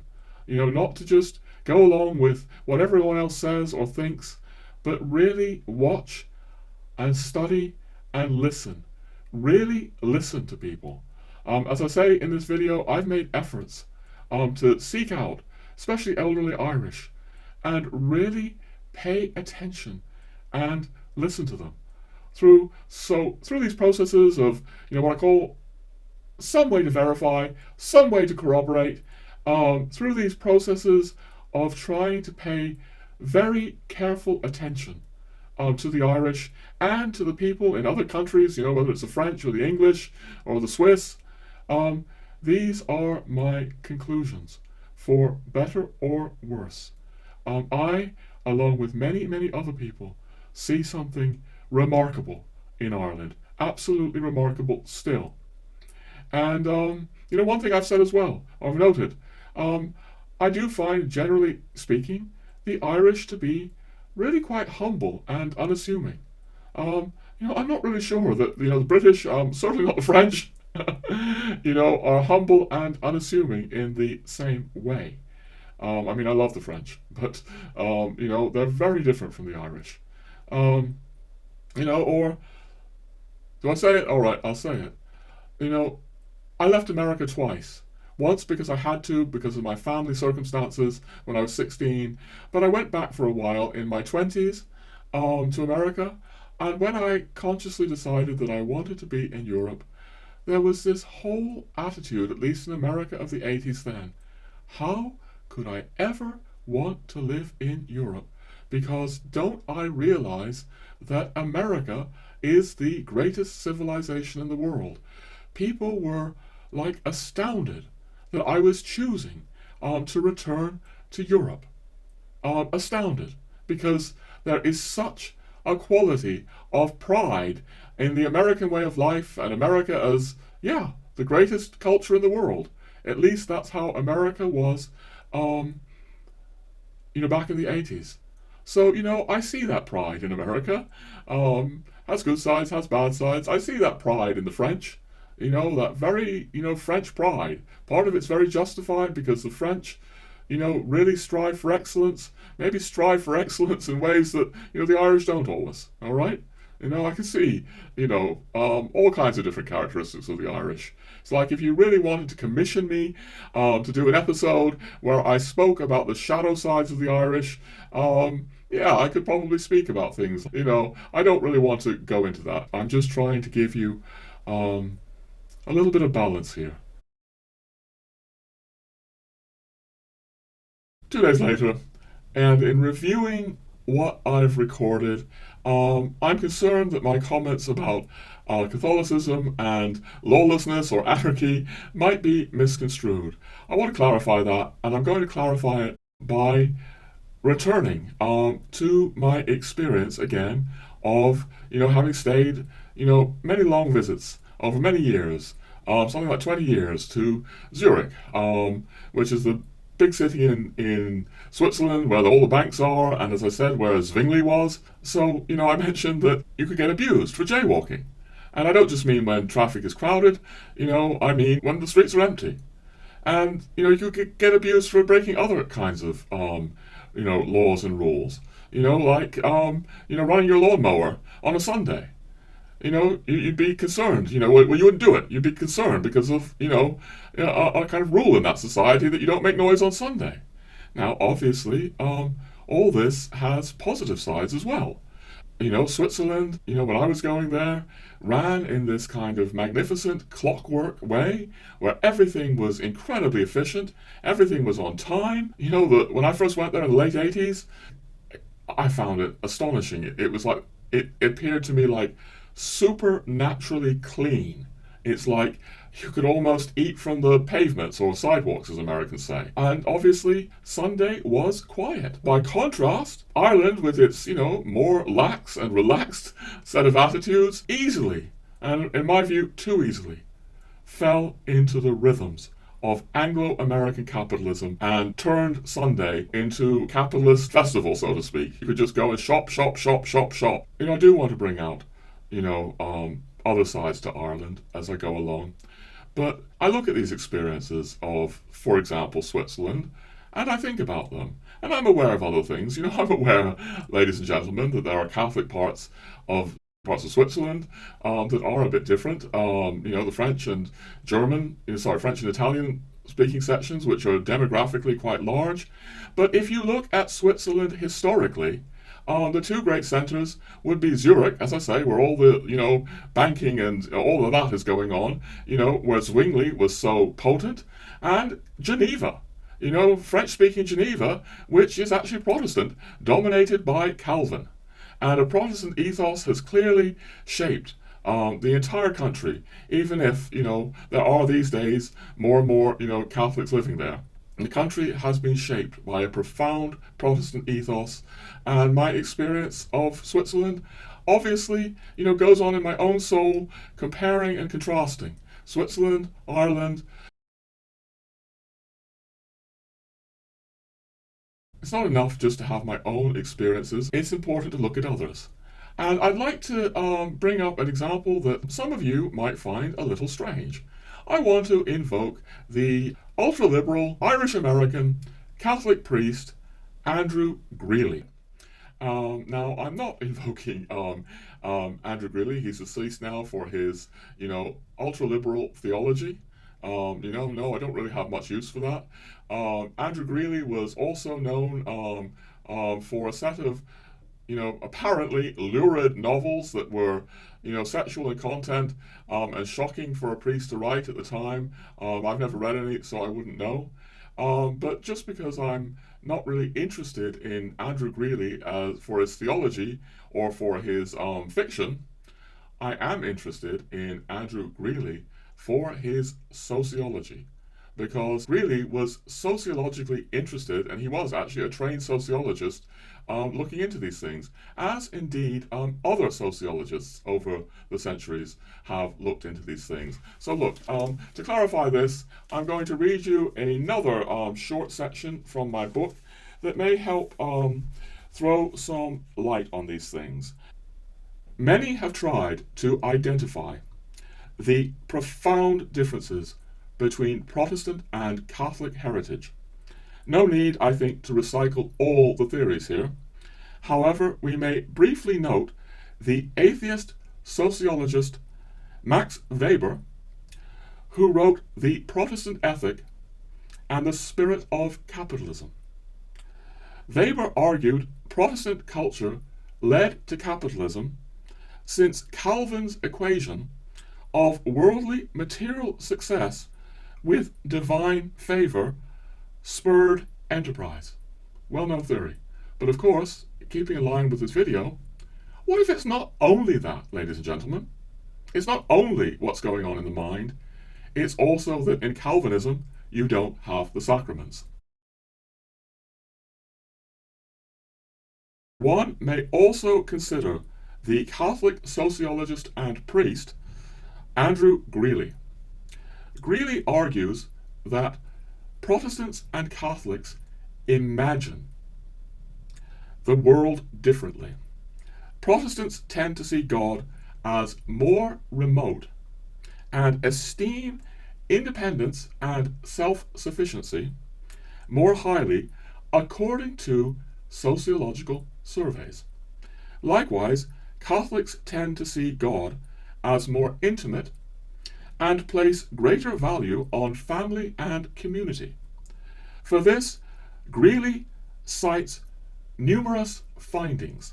For example, that Catholics telephone members of their family more regularly than Protestants.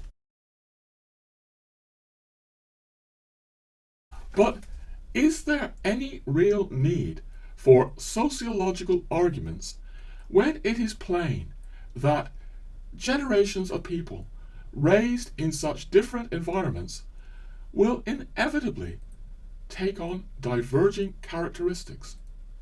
For, as the great G.K. Chesterton once remarked, a religion is not the church a man goes to, but the cosmos he lives in.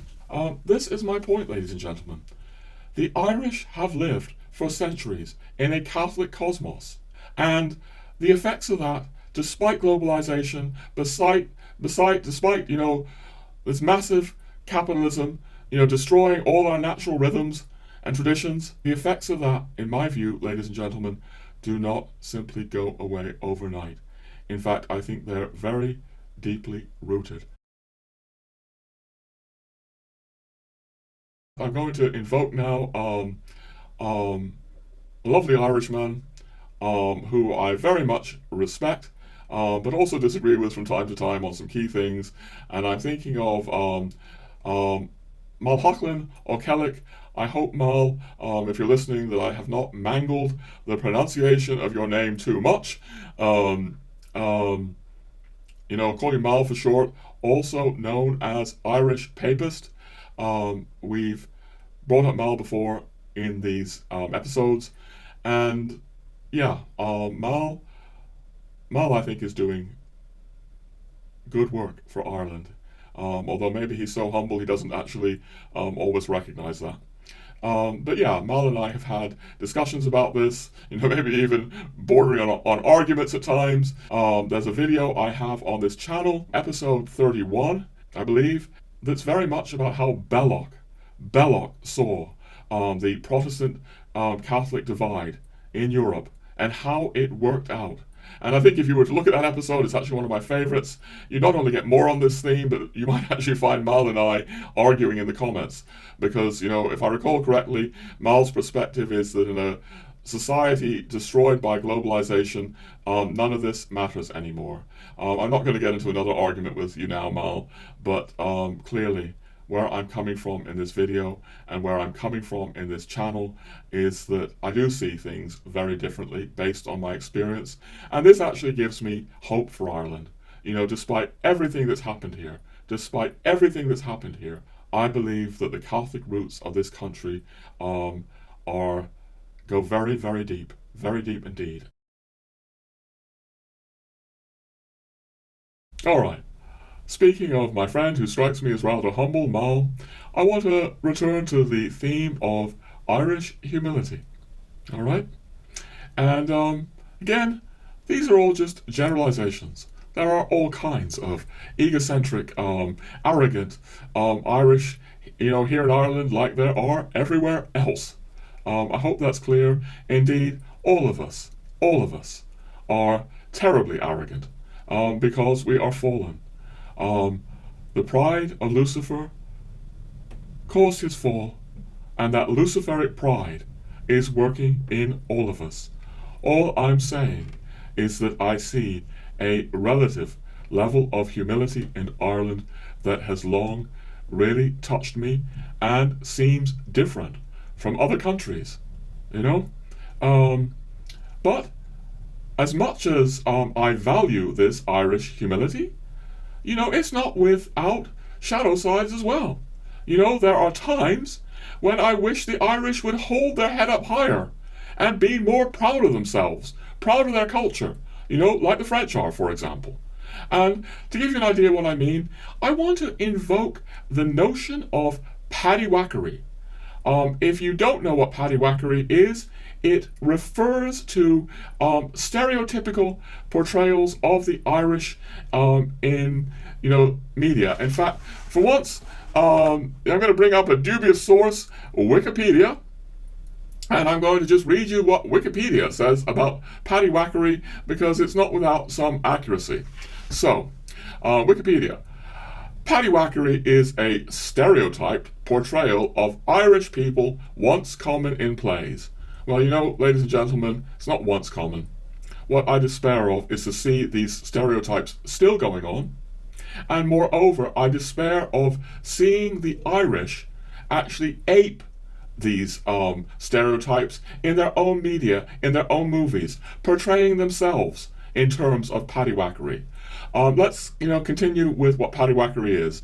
Wikipedia says the early Irish stage persona, stage Irish, it's the same as paddywhackery, arose in England, centuries ago. Yeah, of course. Well, I slightly regret saying it that way, but it's very, very clear to me as basically an Englishman, again, born in America, but, English blood, raised in England in part, that the English have long insulted the Irish, and I feel they don't really understand the Irish. This is part of what I feel. Wikipedia speaks of an exaggerated or caricatured portrayal of supposed Irish characteristics in speech and behaviour. The stage Irishman was generally, quote, garrulous, boastful, unreliable, hard-drinking, belligerent, although cowardly, and chronically impecunious. And then it goes on to speak about the origins in the English satirical magazine Punch, and so on and so forth. We won't read more. My point is that the relatively humble, again, we're all arrogant, the relatively humble Irish have seemed to put up with this. They've seemed to tolerate it in a way that I can't see other countries doing. They not only tolerate it, they imitate it in their movies. You know, the movies and media often show the Irish as these, amiable idiots, drinking. All right, I can get rather worked up about this, and I'd like to pause and give you a sense why. So, for example, take this whole issue of the Irish and drink that comes across in a lot of media. I recall John Waters, the Irish journalist who's done such great work for the real Ireland. He pointed out that 25% of the Irish, at least at that time, did not drink at all. And then he said something like, well, maybe the other 75% of us make up for it. I don't have the facts and figures, but I would point out that alcohol consumption has long seemed to be higher across the northern latitudes of Europe than it is the southern latitudes. That the, Mediterranean countries do seem to be more moderate with their alcohol consumption. But, the English, the Scots, the Russians, vodka, there is a higher alcohol consumption in the north. And Ireland may well participate in that. I'm not denying that. But it wouldn't be, a specifically Irish thing in that case. So, in terms of this kind of paddywhackery, I want to look at something deeper. It seems to me. I said earlier that I didn't really feel the British had ever really understood the Irish. And it seems to me, ladies and gentlemen, that there is something that I'm going to call a British mind and an Irish mind. And it's very hard to name this, all right? It's hard to capture. So I'm going to try to tell you a little story that may suggest something of what I mean. And the story involves the fact that I once studied theology at an Anglican college in Britain. And for the last year of my studies, I actually came over to Ireland. And I went to an Irish college in Limerick. And I was very struck by the difference. Being with Anglican professors and staff teaching Anglican students, and then coming over, Protestant, coming over to Ireland and being with a Catholic teaching staff and Catholic students.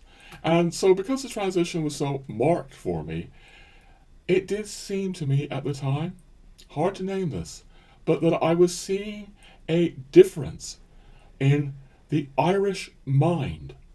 And right then and there, I think, I began to realize, I'd been in England all these years, British wife, you have British in-laws, British family. You hear a lot of critical things about the Irish over the years, if you're English in the way that I am. And I began to see right there that this whole terrible idea that the Irish are somehow backwards and stupid, that you do get in British society, had to do with this Irish mind. The Irish that I began to encounter at this college and elsewhere seemed to me to have a different mind, a very creative mind, maybe a more intuitive mind, making intuitive connections, that maybe the British, wouldn't always make, the British mind wouldn't always make, or the British mind would find fanciful, making fanciful, creative connections. And the British mind, I actually think there is something to the stereotype of the British. The British mind has been very good at management, efficiency, and capitalism. You could not build something like the British Empire, where the sun, never set, without these powerful administrative gifts and, a real flair for capitalism. The British Empire was built on massive capitalist capacities. Without going too much into French history now or other history of other empires, I've always felt that the French Empire didn't succeed as the British Empire did because the French just weren't as good at capitalism as the British, and maybe didn't have quite the same appetite for it. And you still see this in France today. And I don't really think the Irish have this kind of appetite for capitalism.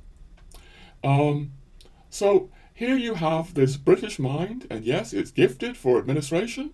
It was looking down on the Irish and sort of, that was part of the, British excuse for colonizing the Irish, because they conceived the Irish mind as, incapable of administrating themselves.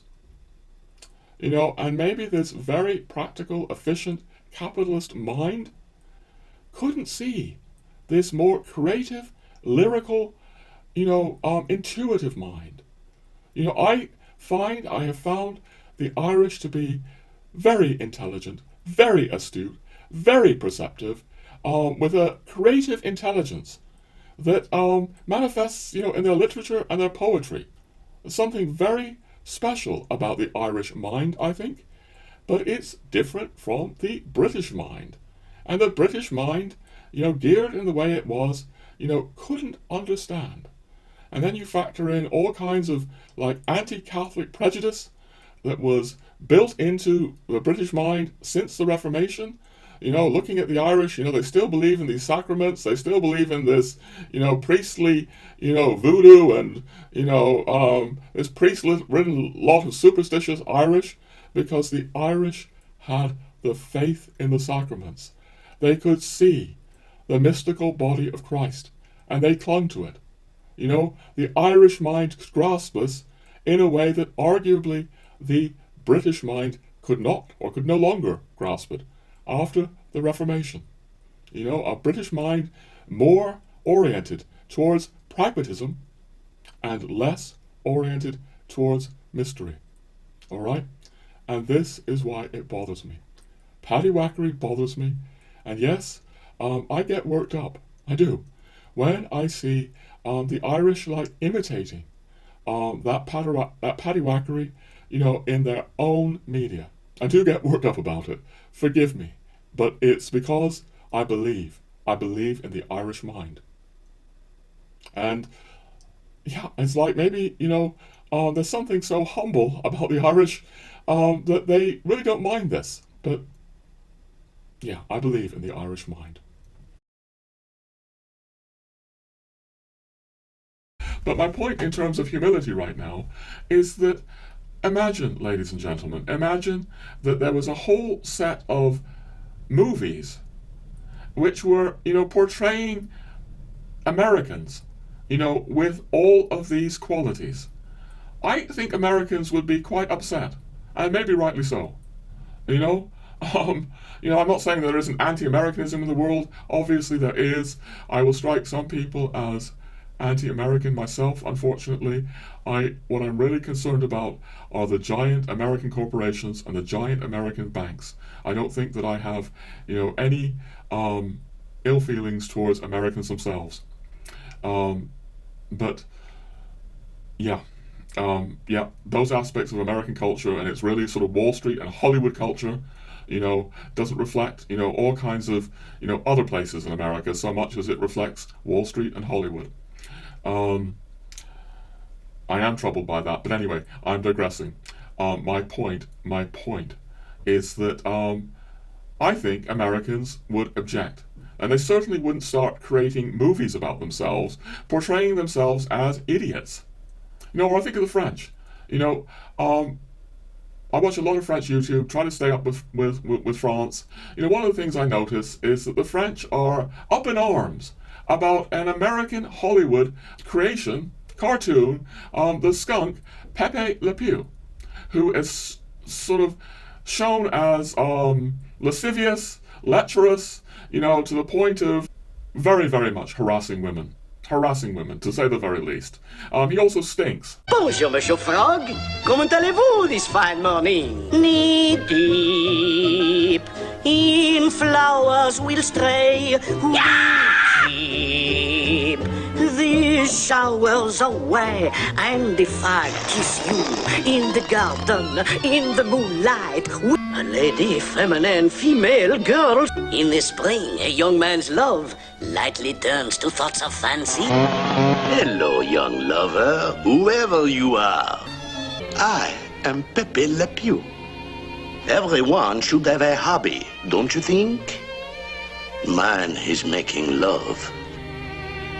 You are a girl, I am a boy.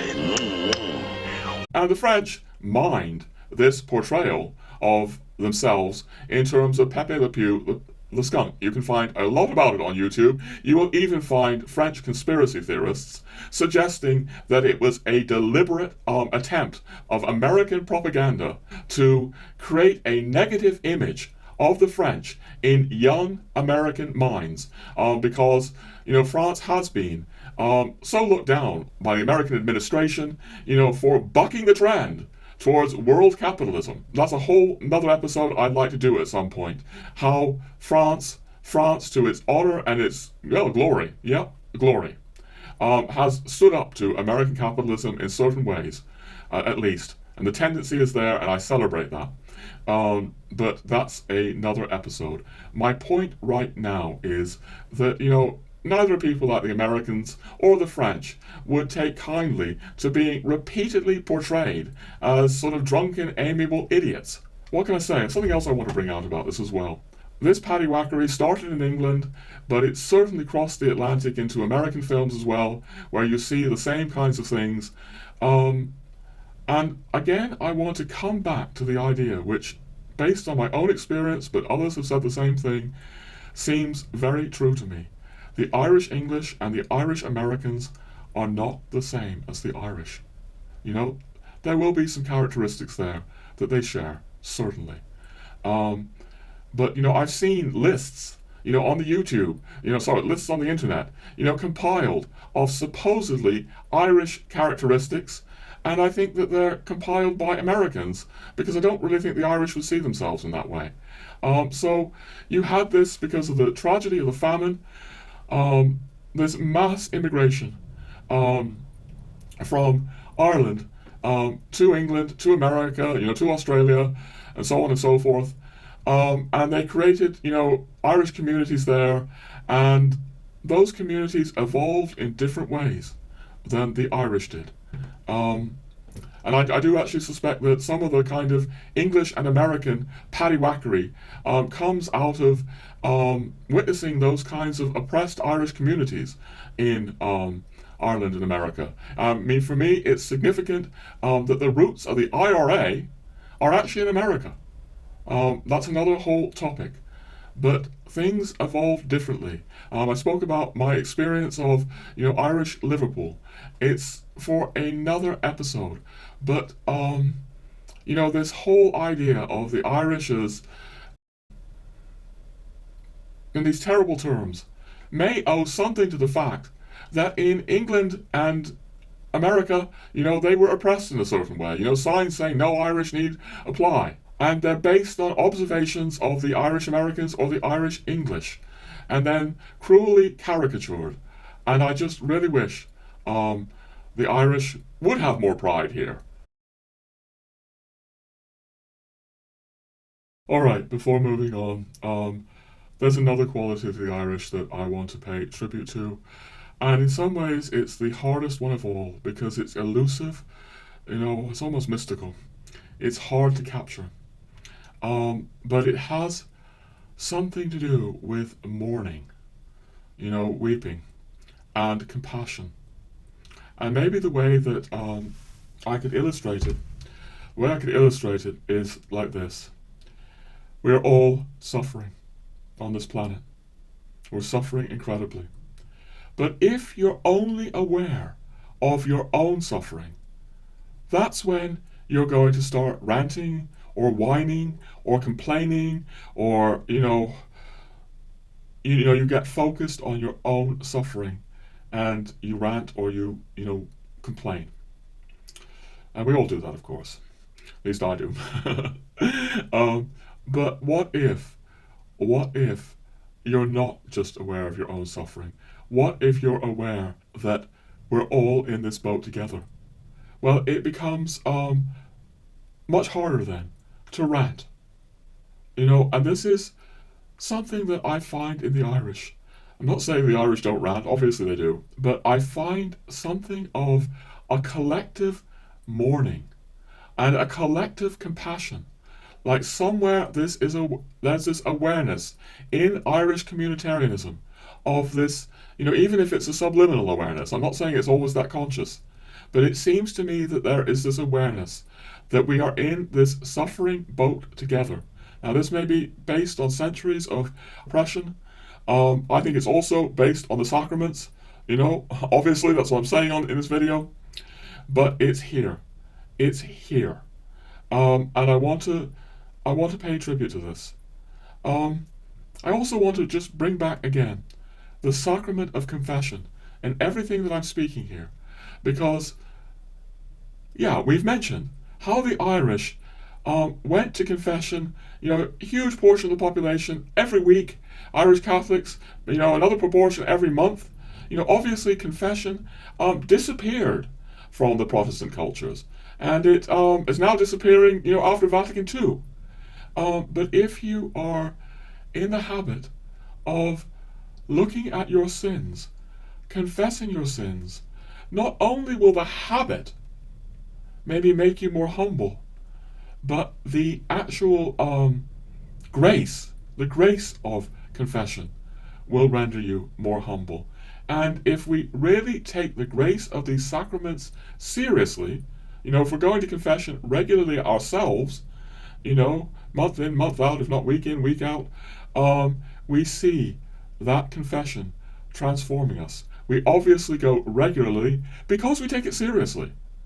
And if it is effective for an individual, then what does it do to an entire collective? That's also part of the mystery of Ireland. And yes, I know that there are other, Catholic, I know France is a Catholic country, in a sense, culturally Catholic. I'm pointing out that it has, considerable pride in its people, striving for excellence. But the point I'm making here about Ireland is it once really practiced these sacraments like perhaps nowhere else on earth. And that has left its mark. That has left its mark on the Irish. You can have all these sociologists like Max Weber. There's another left-wing sociologist I'm studying, a French one called Emmanuel Todd, speaking about how ideas shape people. They do shape people, obviously.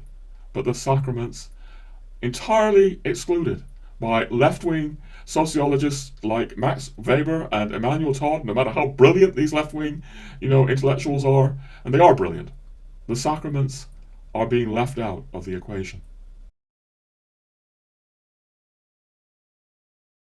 And this actually brings me back to the whole theme of slightly anarchic quality that I've invoked in the Irish.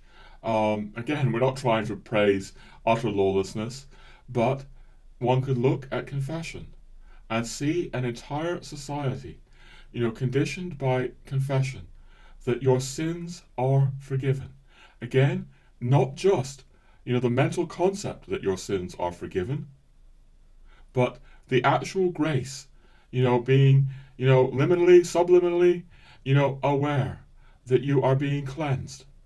This can arguably lead to a more lax attitude. Well, if my sins are forgiven, I'll go sin again. I think there's something there in terms of the stricter features that you traditionally found in Protestant cultures and that I've experienced in Protestant cultures, whether it's Switzerland or indeed Britain and America. Britain and America are not as free and easy and relaxed in a very genial way, as the Irish are. And it cuts both ways.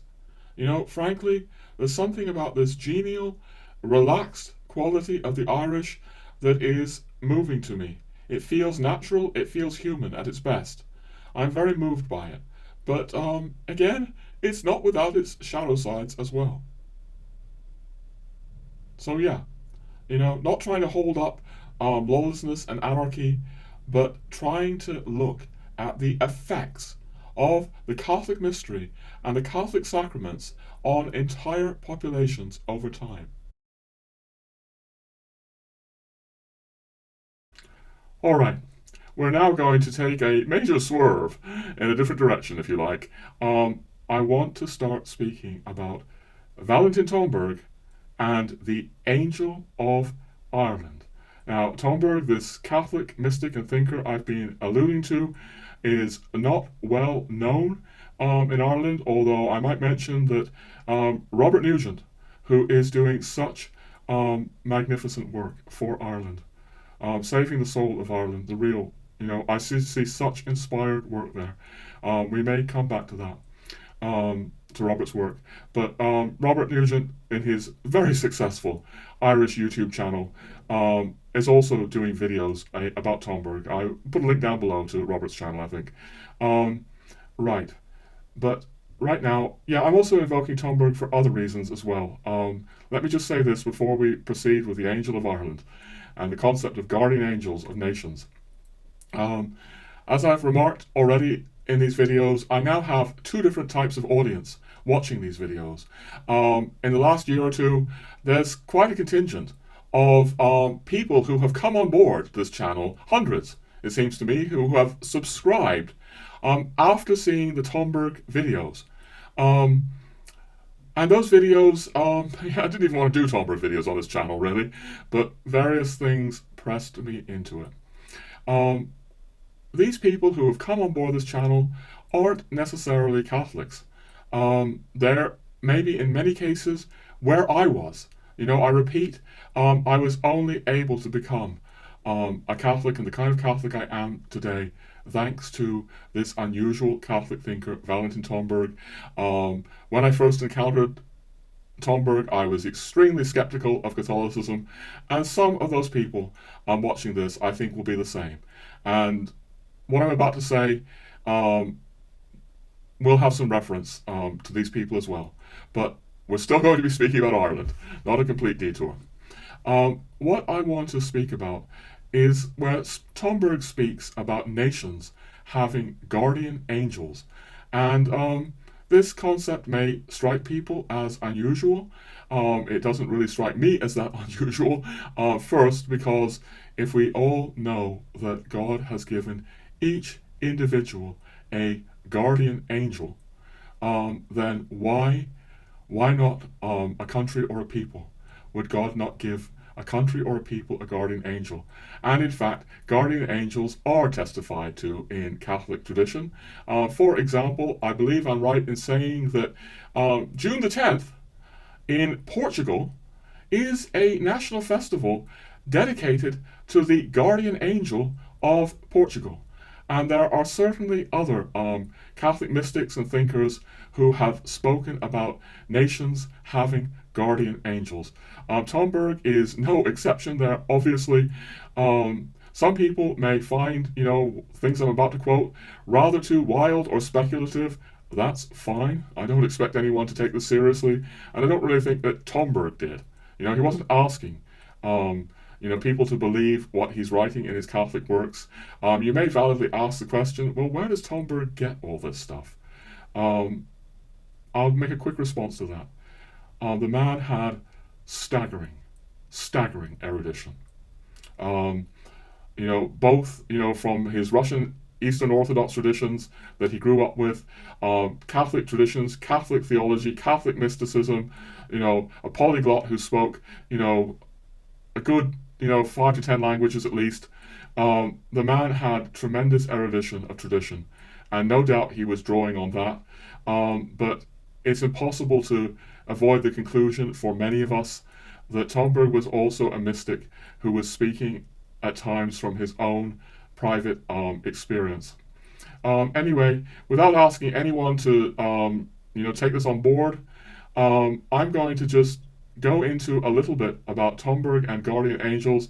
Now, Tomberg does not mention a guardian angel of Ireland, but you'll see where I'm going with this, how it's relevant to Ireland. So, I've said many times before, if you're reading Tomberg's magnum opus, you can, I've read it something like 14 times now. You can just be going along and you suddenly realize that on page such and such, he drops a mysterious thing that relates to something much earlier in the book. And by connecting the two bits together, you begin to see more. And this is what I'm going to do now. So we come to just a small paragraph on page 420 of the book. And here he writes, "Nations are under the direction of archangels insofar as it is a matter of their true mission and spiritual progress. There are, at the same time, egregores or demons engendered by the collective will and imagination of nations. He has a lot about this in the book, that the collective perversity of a people will create what he calls an egregore. All right? More on that in other episodes to come. Then he writes, the French cock, rooster, therefore disputes with the archangel of memory over the direction of the French nation. I'm struck by that phrase, that France, he is suggesting, has what he calls the archangel of memory. Something I am so struck by the French is how deep memory goes in that nation, how much they remember their heritage. There's a lot I could say about that, but it's a very striking thing. It often seems to me that the Americans are particularly future-oriented, but the French are very past-oriented. All right, so, and then he says, and it is the same with other nations. All right? So you're reading that on 420, and by the time you're sometimes 2 or 3 or 4 times into the book, you might remember that he briefly spoke about this elsewhere. So back on page 139, he's speaking about what he calls the egregore of the church. The Catholic Church, also has a collective egregore that isn't the real church. It's created by human perversity, mass collective human perversity. And he writes, he's affirming the church, the mystical body of Christ, but he says there still exists also a phantom or egregore of the church, which is its double. Just as every man, every nation, every religion, etc., have their doubles. What I'm calling the shadow side here after, Carl Jung in a way. But just as he who sees in Russia, for example, only the bear, in France, only the cock, and in Germany, only the wolf, is being unfair towards the country of the heart, the country of intelligence, and the country of initiative, so is one being unjust towards the Catholic Church when one sees, instead of the mystical body of Christ, clearly equating the Catholic Church with the mystical body of Christ, as he does again and again, only its historical phantom, which he calls the fox. In order to see rightly, one has to look rightly.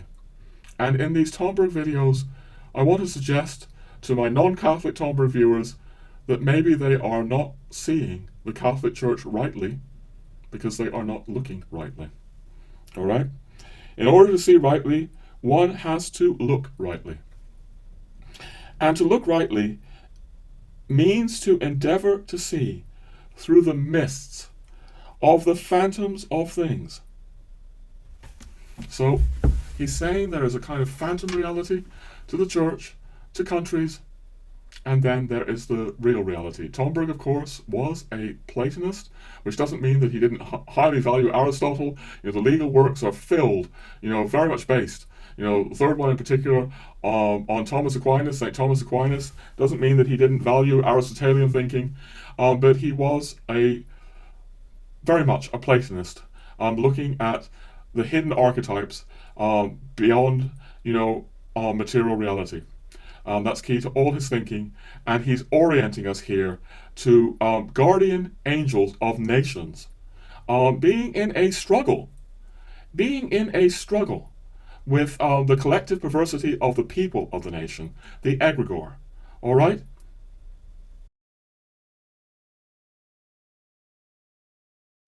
All right.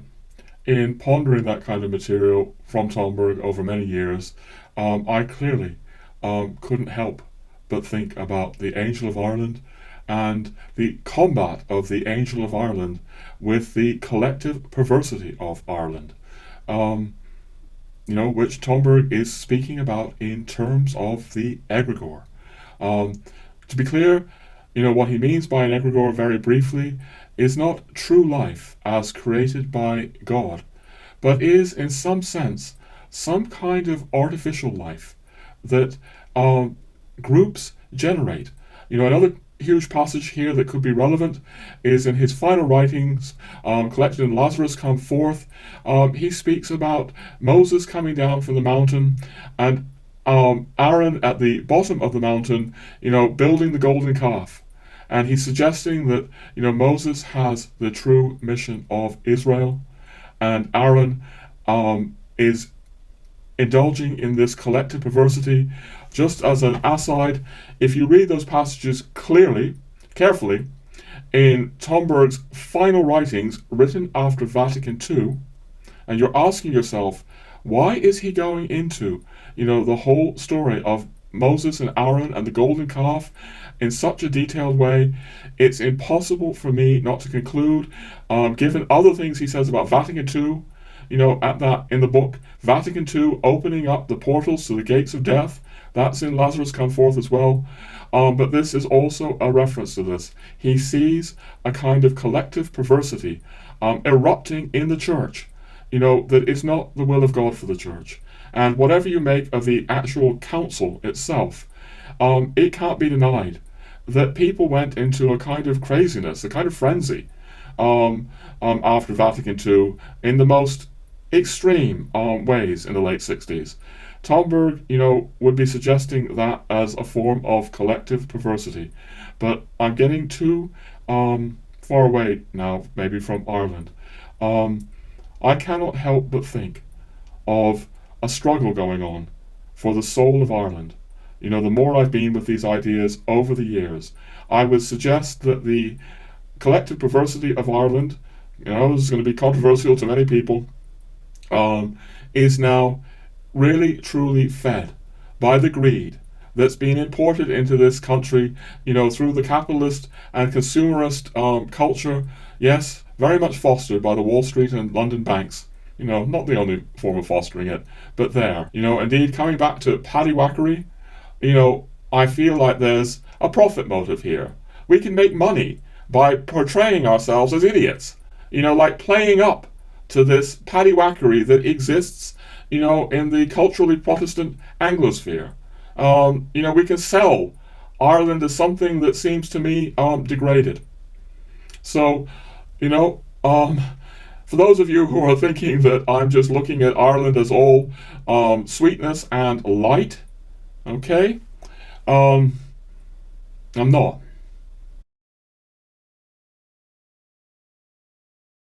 Because, if you think about it, it should be obvious from what I'm saying that the Irish have responsibility here. Yes, there have been, going back centuries, English anti-Irish propaganda creating forms of paddywhackery.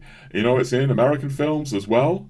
But now you don't need to look too far to find Irish films, Irish media that, foster and propagate these stereotyped images of the Irish as kind of amiable idiots, I think, sometimes. Big topic. But clearly, the Irish have responsibility. At the same time, ladies and gentlemen, Ireland is a small country. I've said it before in earlier episodes, sandwiched in between two far bigger cultures, the English culture and the American culture. It's easy to get overwhelmed by those cultures. And moreover, it's coming into every Irish home. This Anglo-American culture, children, babies, are even receiving it through all the Anglo-American media that comes through our radios, our television, the internet. This is why I speak about the Anglo-Americanization of Ireland like never before. This is what the founders of the Irish Revolution, Patrick Pearse, Eamon de Valera, this is what they were very, very concerned about. This, Anglicization of Ireland. And look, I'm also aware that there could be people who might want to take me to task and say, well, it's not simply Anglo-American. Why don't you speak about, globalization? Well, I'm going to tell you why, and it could be a bit controversial, but I often think, in the Irish case, of globalization as rather an anodyne word, a euphemism maybe a politically correct word for what's really going on here. Because clearly, the massive, overwhelming effect on Ireland is not so much global, it's Anglo-American. I don't think the Irish are in danger of becoming Russified.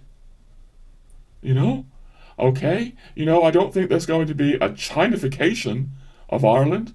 All right? We may have some Chinese food, some martial arts, that come from the Far East. I don't really see an Islamicization of Ireland. Yes, there may be legitimate concerns with certain, immigrants here. It's hard for me to speak about. I'm an immigrant myself.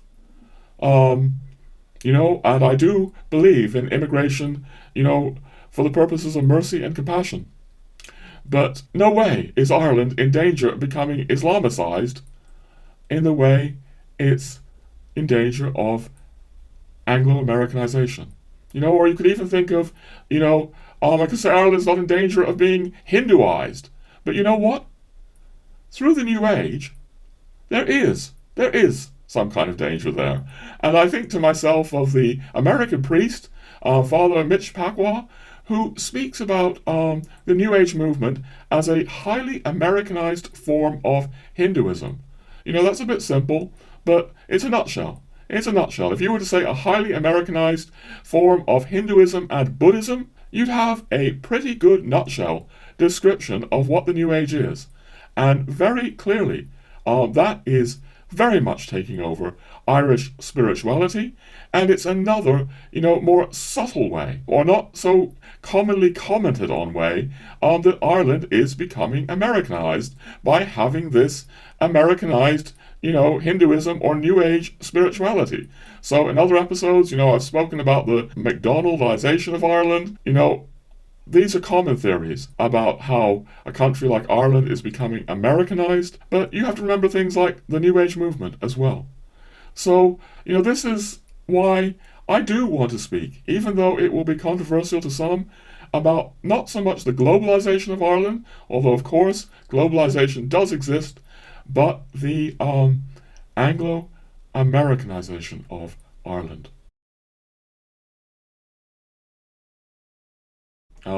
There's another obvious way that the Irish cannot be exonerated in all of this, or at least Irish media and government elites over the last 50, 60 years or so. Because as I see it, for the last 50 or 60 years, there has been a systematic attempt, and a successful one, by many of these figures to bury the legacy of the founding fathers of the Irish Republic, the Irish revolutionaries of 1916, again, people like Patrick Pearse and De Valera, in disinformation, propaganda, really outright lies. Now, there are complex issues here. We went into some of them in episode 18 on this channel. I had to struggle for years with the 1916 revolution, reading both sides. But rather than struggling with these things, many people are just absorbing, uncritically absorbing images of Pearse and Dev and these people that simply, aren't true or don't do justice to the complex reality here. And I rather fear that the result is to create something of a schizoid state in Irish culture. What do I mean? Well, imagine, ladies and gentlemen, for a moment, what if Americans, by their American education, by their American media, American government, were suddenly told, that George Washington and Benjamin Franklin, these people of the American Revolution, and the early American leaders, were all like hopeless fools, hopelessly benighted fools. Would it not produce in American culture, a kind of schizoid state where, your country is founded by these people on this philosophy, ideology, and you are now being told again and again and again what awful people these were. Something like that has tragically happened in Ireland.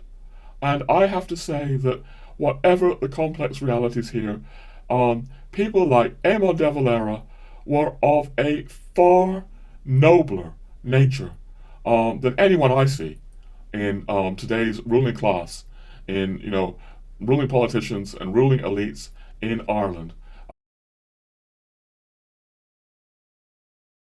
Look, I want to just read you something, ladies and gentlemen. I went into De Valera briefly in my Coriezu book here again, so I'm just going to read you a bit. So yeah, a bit like George Washington, who was a revolutionary, De Valera became the leader of the country for a very long time. So I write, the new country's leader, spending more than 20 years as prime minister and another 14 as president, De Valera was a devout Catholic, going to Mass daily. Again, that daily rhythm of Mass that was so predominant in Catholic Ireland.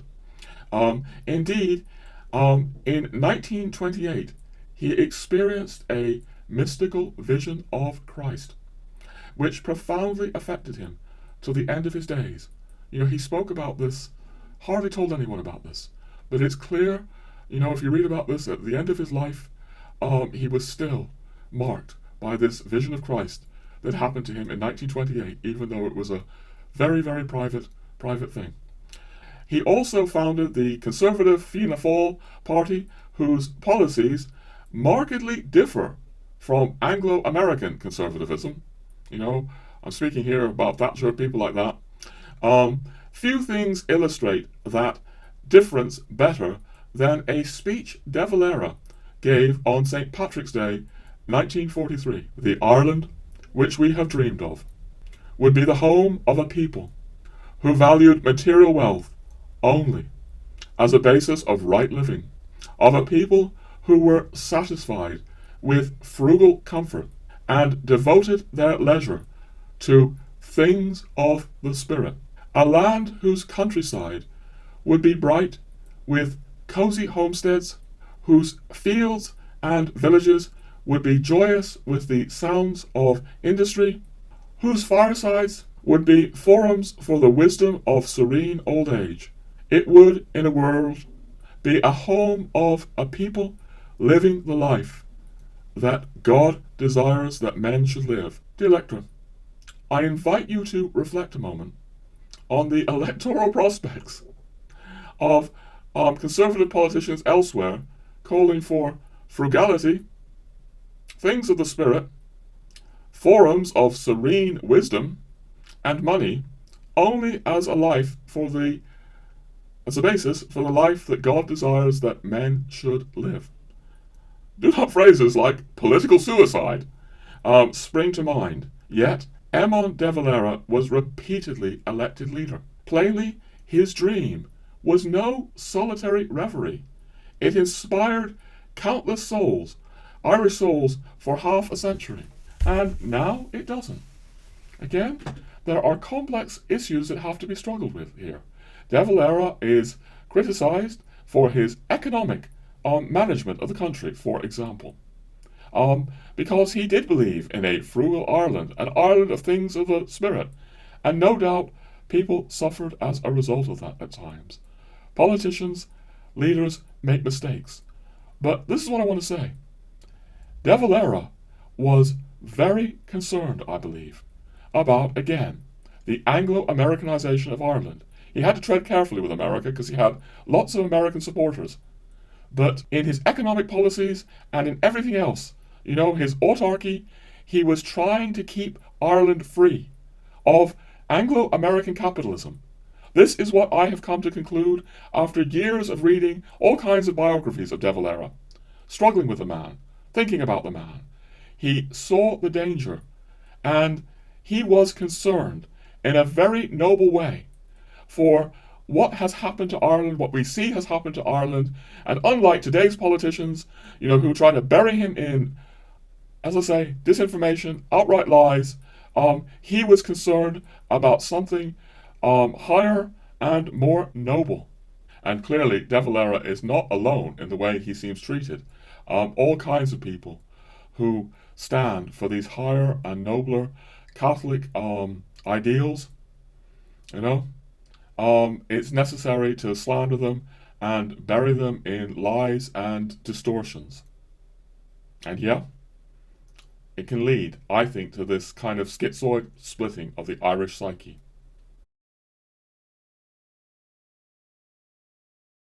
I find myself thinking of John Waters, who has been so cruelly vilified for standing up for the real Ireland. And I don't imagine in a million years that anyone is ever going to notice me the way people have noticed John Waters standing up.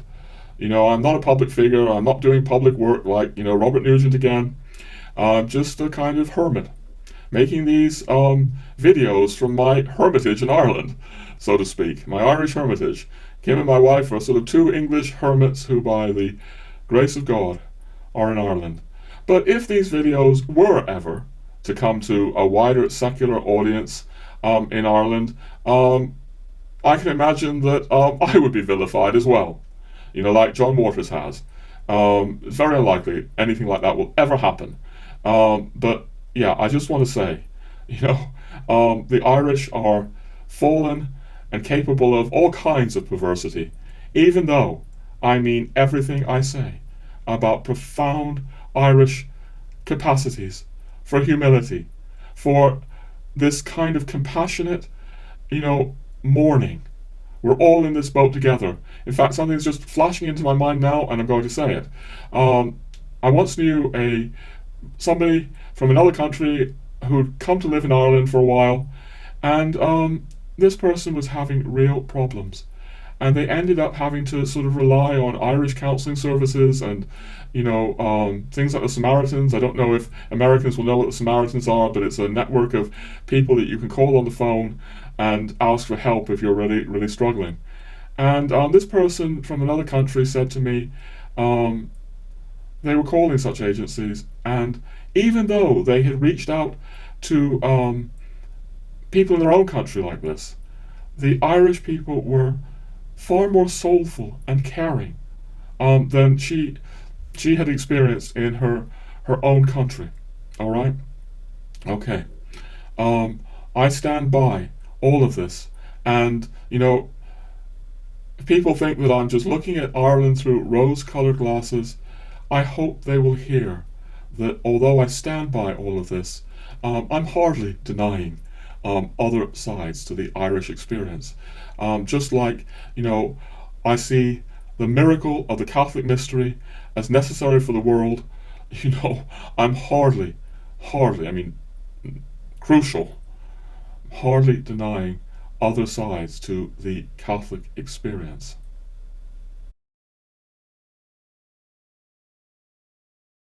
I just want to say something that is addressed both to possibly Tombergian skeptics, so to speak, but maybe also Irish skeptics as well. It's not impossible that in the course of time, years from now maybe, some Irish secular people might be seeing this video or parts of this video and thinking, who is this crazy English idiot daring to speak to us about our own country? I'm aware of potential hostile reactions out there, possibly out there, to things that I'm saying.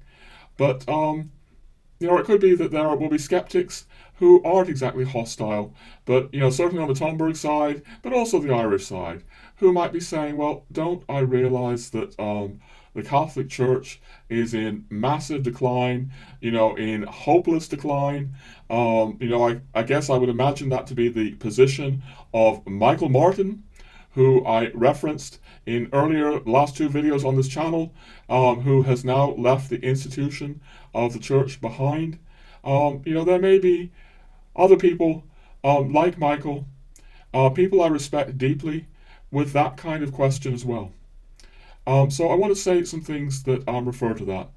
First of all, I think I want to say that, again, in Lazarus Come Forth, Tomberg is speaking, very much about the church, arguably more so than in the Tarot book.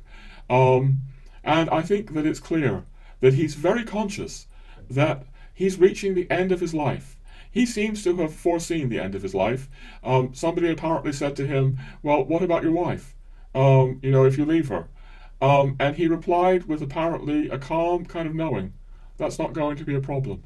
My wife and I are going to die at the same time. And he died early 73, and 6 weeks later his wife died. I believe Tomberg was a mystic who was aware of dimensions that most of us are not aware of, including angels. Not a tangent here, but I find myself thinking of the French mystic Saint Louis de Montfort. Louis de Montfort, apparently, whenever he would come see a person, he would greet their guardian angel first.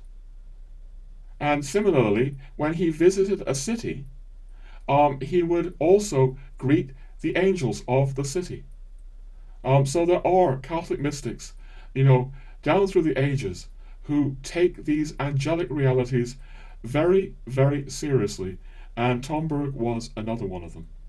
It might help to pray to the guardian angel of Ireland. But anyway, I'm going all over the place. My track now is really Scepticism. So people might be skeptical, of the future of the Catholic Church, seeing all the kinds of vast problems that it has at the moment, the terrible state of the Vatican today, which I've related to, yes, the children of Vatican II. Tomberg, in his final writings before he died, collected in Lazarus Come Forth, I get the impression anyway, I doubt I'm alone, that Tomberg was very, very, very carefully and consciously choosing what to do with his remaining energies. In fact, there's a section in his magnum opus where he says, I have to renounce speaking about all kinds of things that I would really like to be able to speak about, but he is focused on priorities. And I think in the final Lazarus Come Forth writings, he's arguably even more focused on priorities. And so he not only goes in that book into, Moses, Aaron, the golden calf, he goes into Vatican II, but he also goes into the degeneration and regeneration of the church. I mentioned this earlier, but suggesting that the Catholic Church, in its human side, regularly falls into degeneration, and then it regenerates.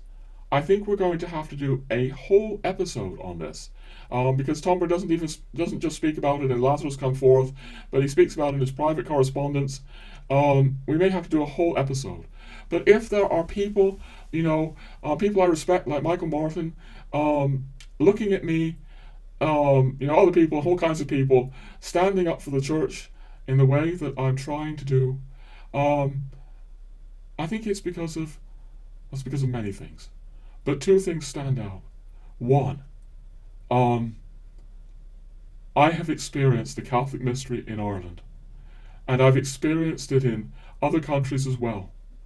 I think that there are some people who may be experiencing a rather washed out Catholicism. I know someone in England who's been, a fair amount in Ireland, and told me that Irish Catholicism always seems more vibrant to them. We're just speaking about, ordinary Irish Catholicism here. I have the same experience. I have the same experience that the Irish, the Catholic Irish, are passionately alive with this mystery. Won't rehearse it all again, but those experiences at the beginning of this episode that so moved me, in part because I'd had dozens and dozens and dozens and dozens of experiences like that, over the 13 years I've lived in Ireland. So the experiences at the beginning of this episode were conjuring, all my memories of Irish passion for the Catholic mystery. And, we might bring into this as well, that Tomberg is really speaking in his books, as I see it, as the Catholic Church as a pillar of the West, of a future society that will regenerate. All right? he has other pillars as well. He's speaking about the academy, university culture, if it can be directed away from materialism as being another pillar. And in the law books, the legal books, he's clearly speaking about jurisprudence and legal systems as another pillar of the society that he envisages. Again, so different to Rudolf Steiner. And if people say, well, this is all impossible, we're not going to go into that right now. But I will just drop a footnote and say Tomberg is basically saying in those legal theses, humanity will not be able to survive on the basis of materialistic law. The crisis is coming. It will destroy itself through materialistic law. So clearly, Tomberg is, looking at the regeneration of the church, but he's looking at the regeneration of the world as well, possibly after the world has passed through catastrophes that, according to him, cannot be avoided. If we have this kind of materialistic thinking, in our law systems, materialistic thinking in the academy, and yes, now, God forbid, materialistic thinking in the church.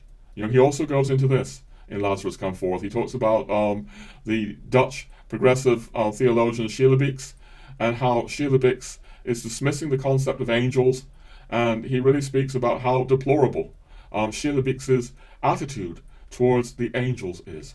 Materialism. Materialism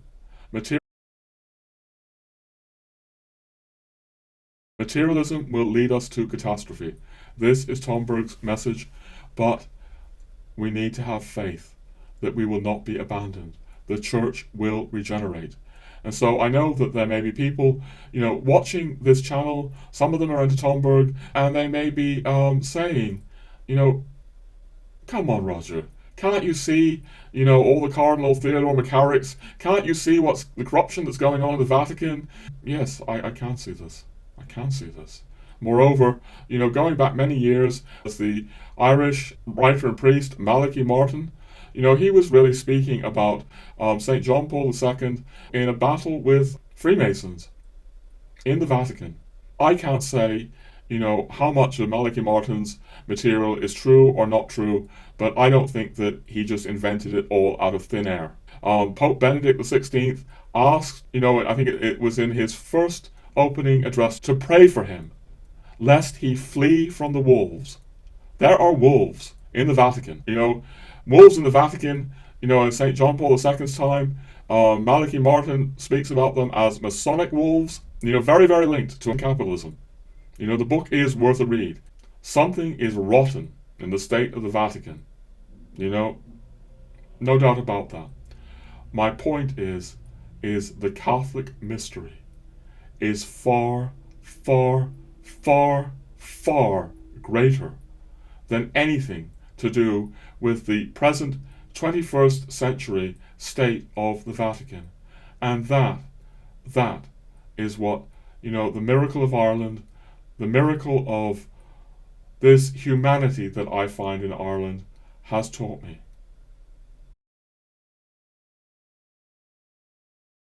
Right, ladies and gentlemen, we're coming to a close now. Just a few more notes on Ireland though, and maybe a few notes on myself. I'm going to start by saying that I've been describing myself to my wife Kim recently in a rather odd term. I'm fond of odd terms, you've probably noticed if you watch this channel, by suggesting that Kim's and my maybe real work in this world is to be hermits with a radio tower. And by the radio tower, I mean this modest YouTube channel where, I try to send out videos, every month or two. And they take me a long time to do. They're carefully crafted. I wish I could turn them out faster, but the quality would suffer enormously if I tried to. I need to really reflect on what I do, actually see what I record, think about it, correct it, and also do work of research, so that I can verify and corroborate what I say, because again, I am so alarmed by so much that I see on YouTube that isn't corroborated, that isn't verified, that isn't thought out, that's clickbait, that's people just ranting.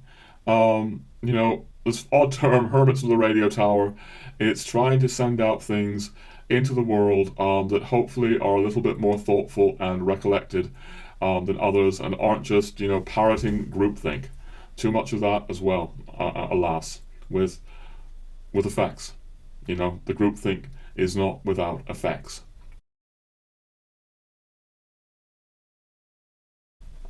So I do tend to sort of keep myself to myself. I'm finding social media these days more and more difficult. I'm hardly on Facebook at all now. I am on Twitter, which I'm finding interesting. I have the comments turned off, but I'm actually surprised. I'm surprised. I'm usually tweeting daily, and I'm surprised what is happening in and through Twitter. And I also slowly try to respond to comments on this channel. It might take me a bit longer than other people, but most people I try to get back to. But I say all that, I want to say that despite this kind of restriction, I do have contacts with Irish people, clearly, despite being a hermit. And I want to make some observations. This is more for Ireland and for the Irish now. The kind of contacts I have, broadly speaking, you could separate the people I'm in contact with, and this is apart from the elderly villagers, I find them very, very moving in the village that I'm with. I'm not speaking of those. I'm speaking about people I know elsewhere in Ireland. But I'm speaking about, there's a younger sort of cohort of people who differ, from the older Irish that I know. And they differ in several ways. One, yes, so much of their formation has come through YouTube and American YouTube. For better and, I'm afraid, at times for worse. The older Irish Catholics have a formation that is different. Yeah, I'm concerned about that as well, but we won't tarry with that. But also, the younger lot of Irish Catholics that I'm in contact with, often seem to me to be, filled with optimism. Often the young have optimism, even in the most desperate circumstances. Yeah, some of the older Irish people I know, Irish Catholics, they've seen decade by decade by decade the forces of secularist capitalism destroying this country. And people, they might want to know where I stand in this. And I guess I really can very well understand some of my older friends who are not with youthful optimism. But I am not without hope.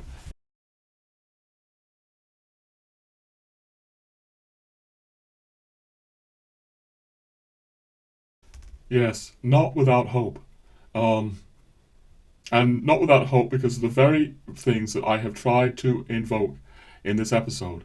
Supernatural grace. Whether it's the grace of rosary prayers, the benediction that comes down from heaven as we pray the rosary, or the divine mercy, the grace of the liturgy, which I trust is going to be restored as the church is regenerated.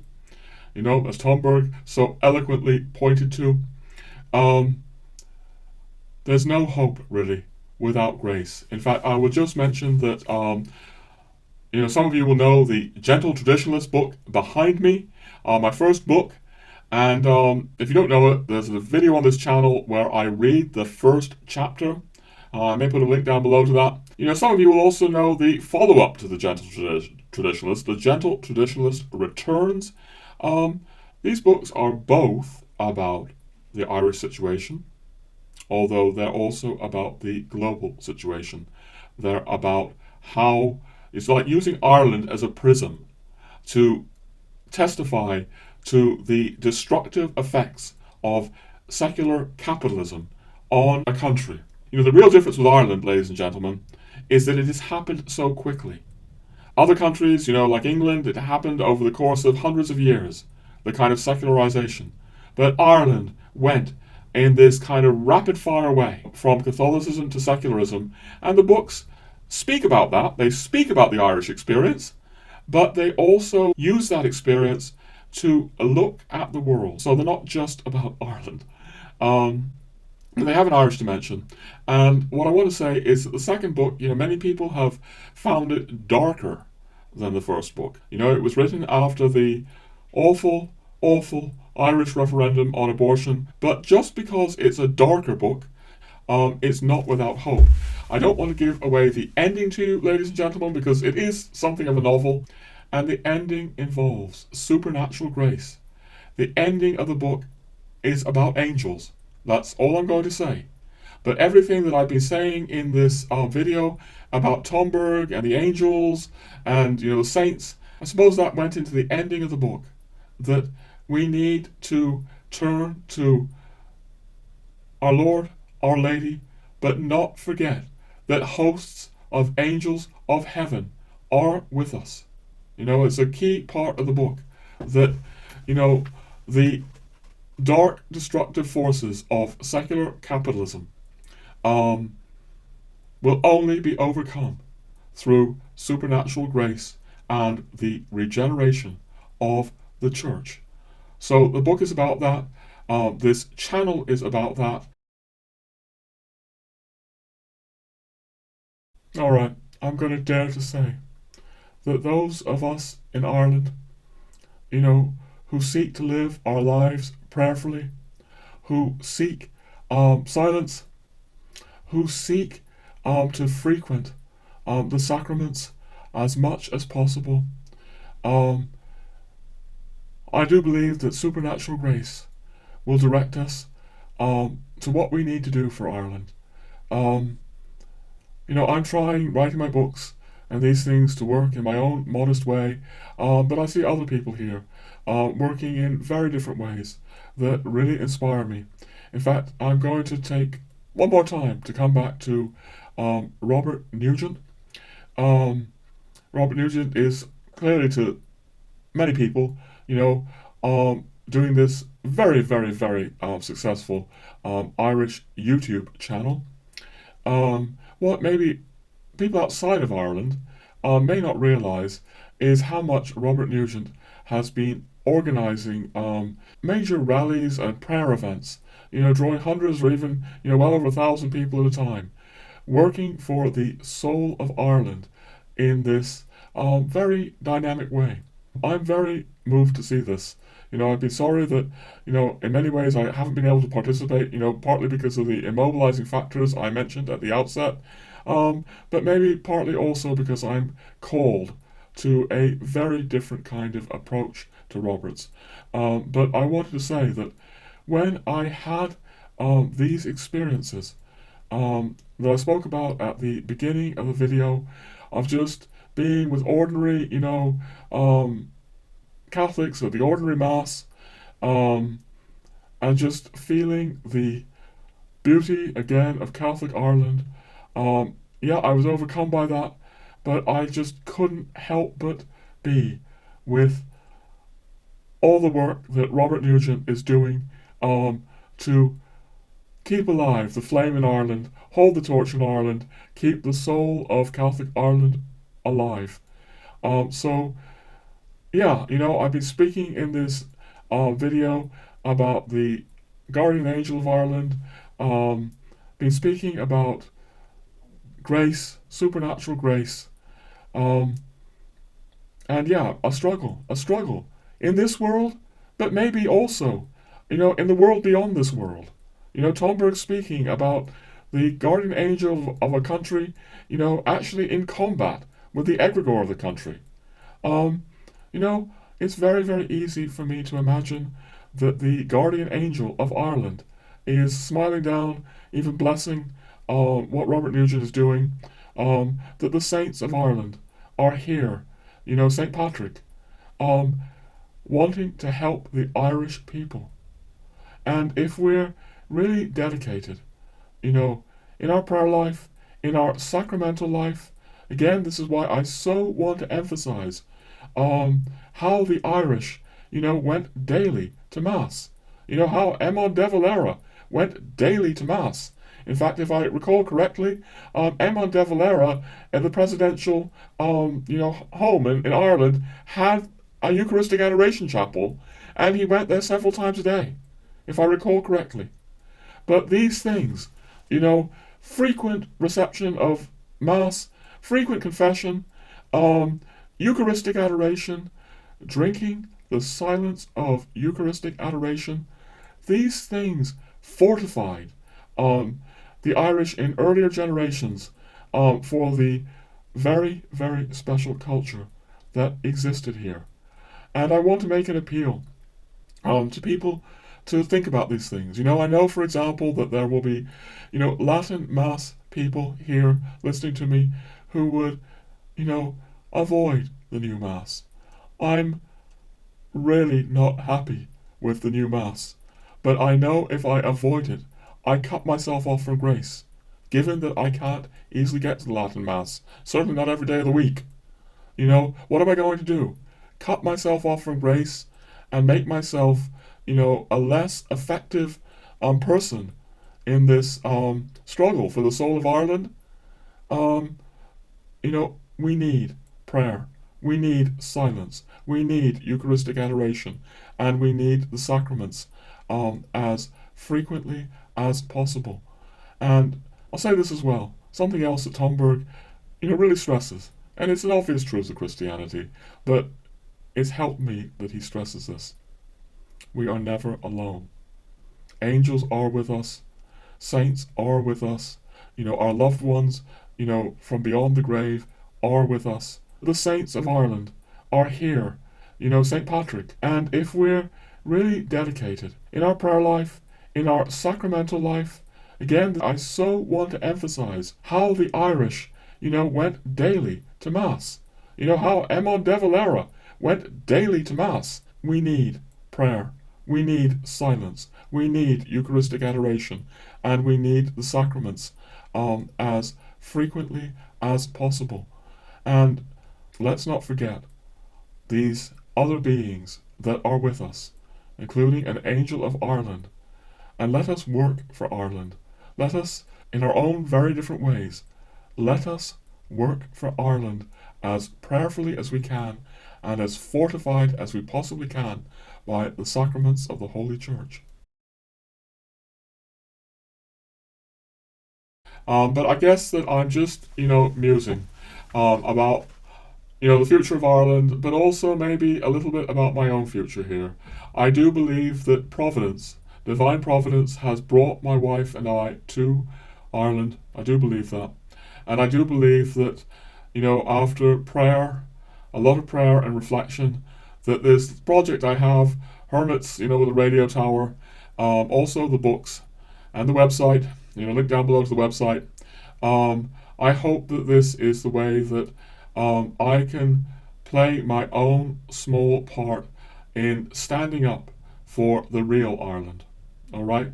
I've been invoking people in this video who were standing up for the real Ireland, whether it's Robert Nugent or it's John Waters or it's, Malhucklin O'Kellick, or aka, Irish Papist or the Irish Papist blog, also the Irish Conservatives Forum, also, the great Desmond Fennell and Frank Duff. People standing up for the real Ireland. In my own modest, humble way, that is what I'm trying to do with my books.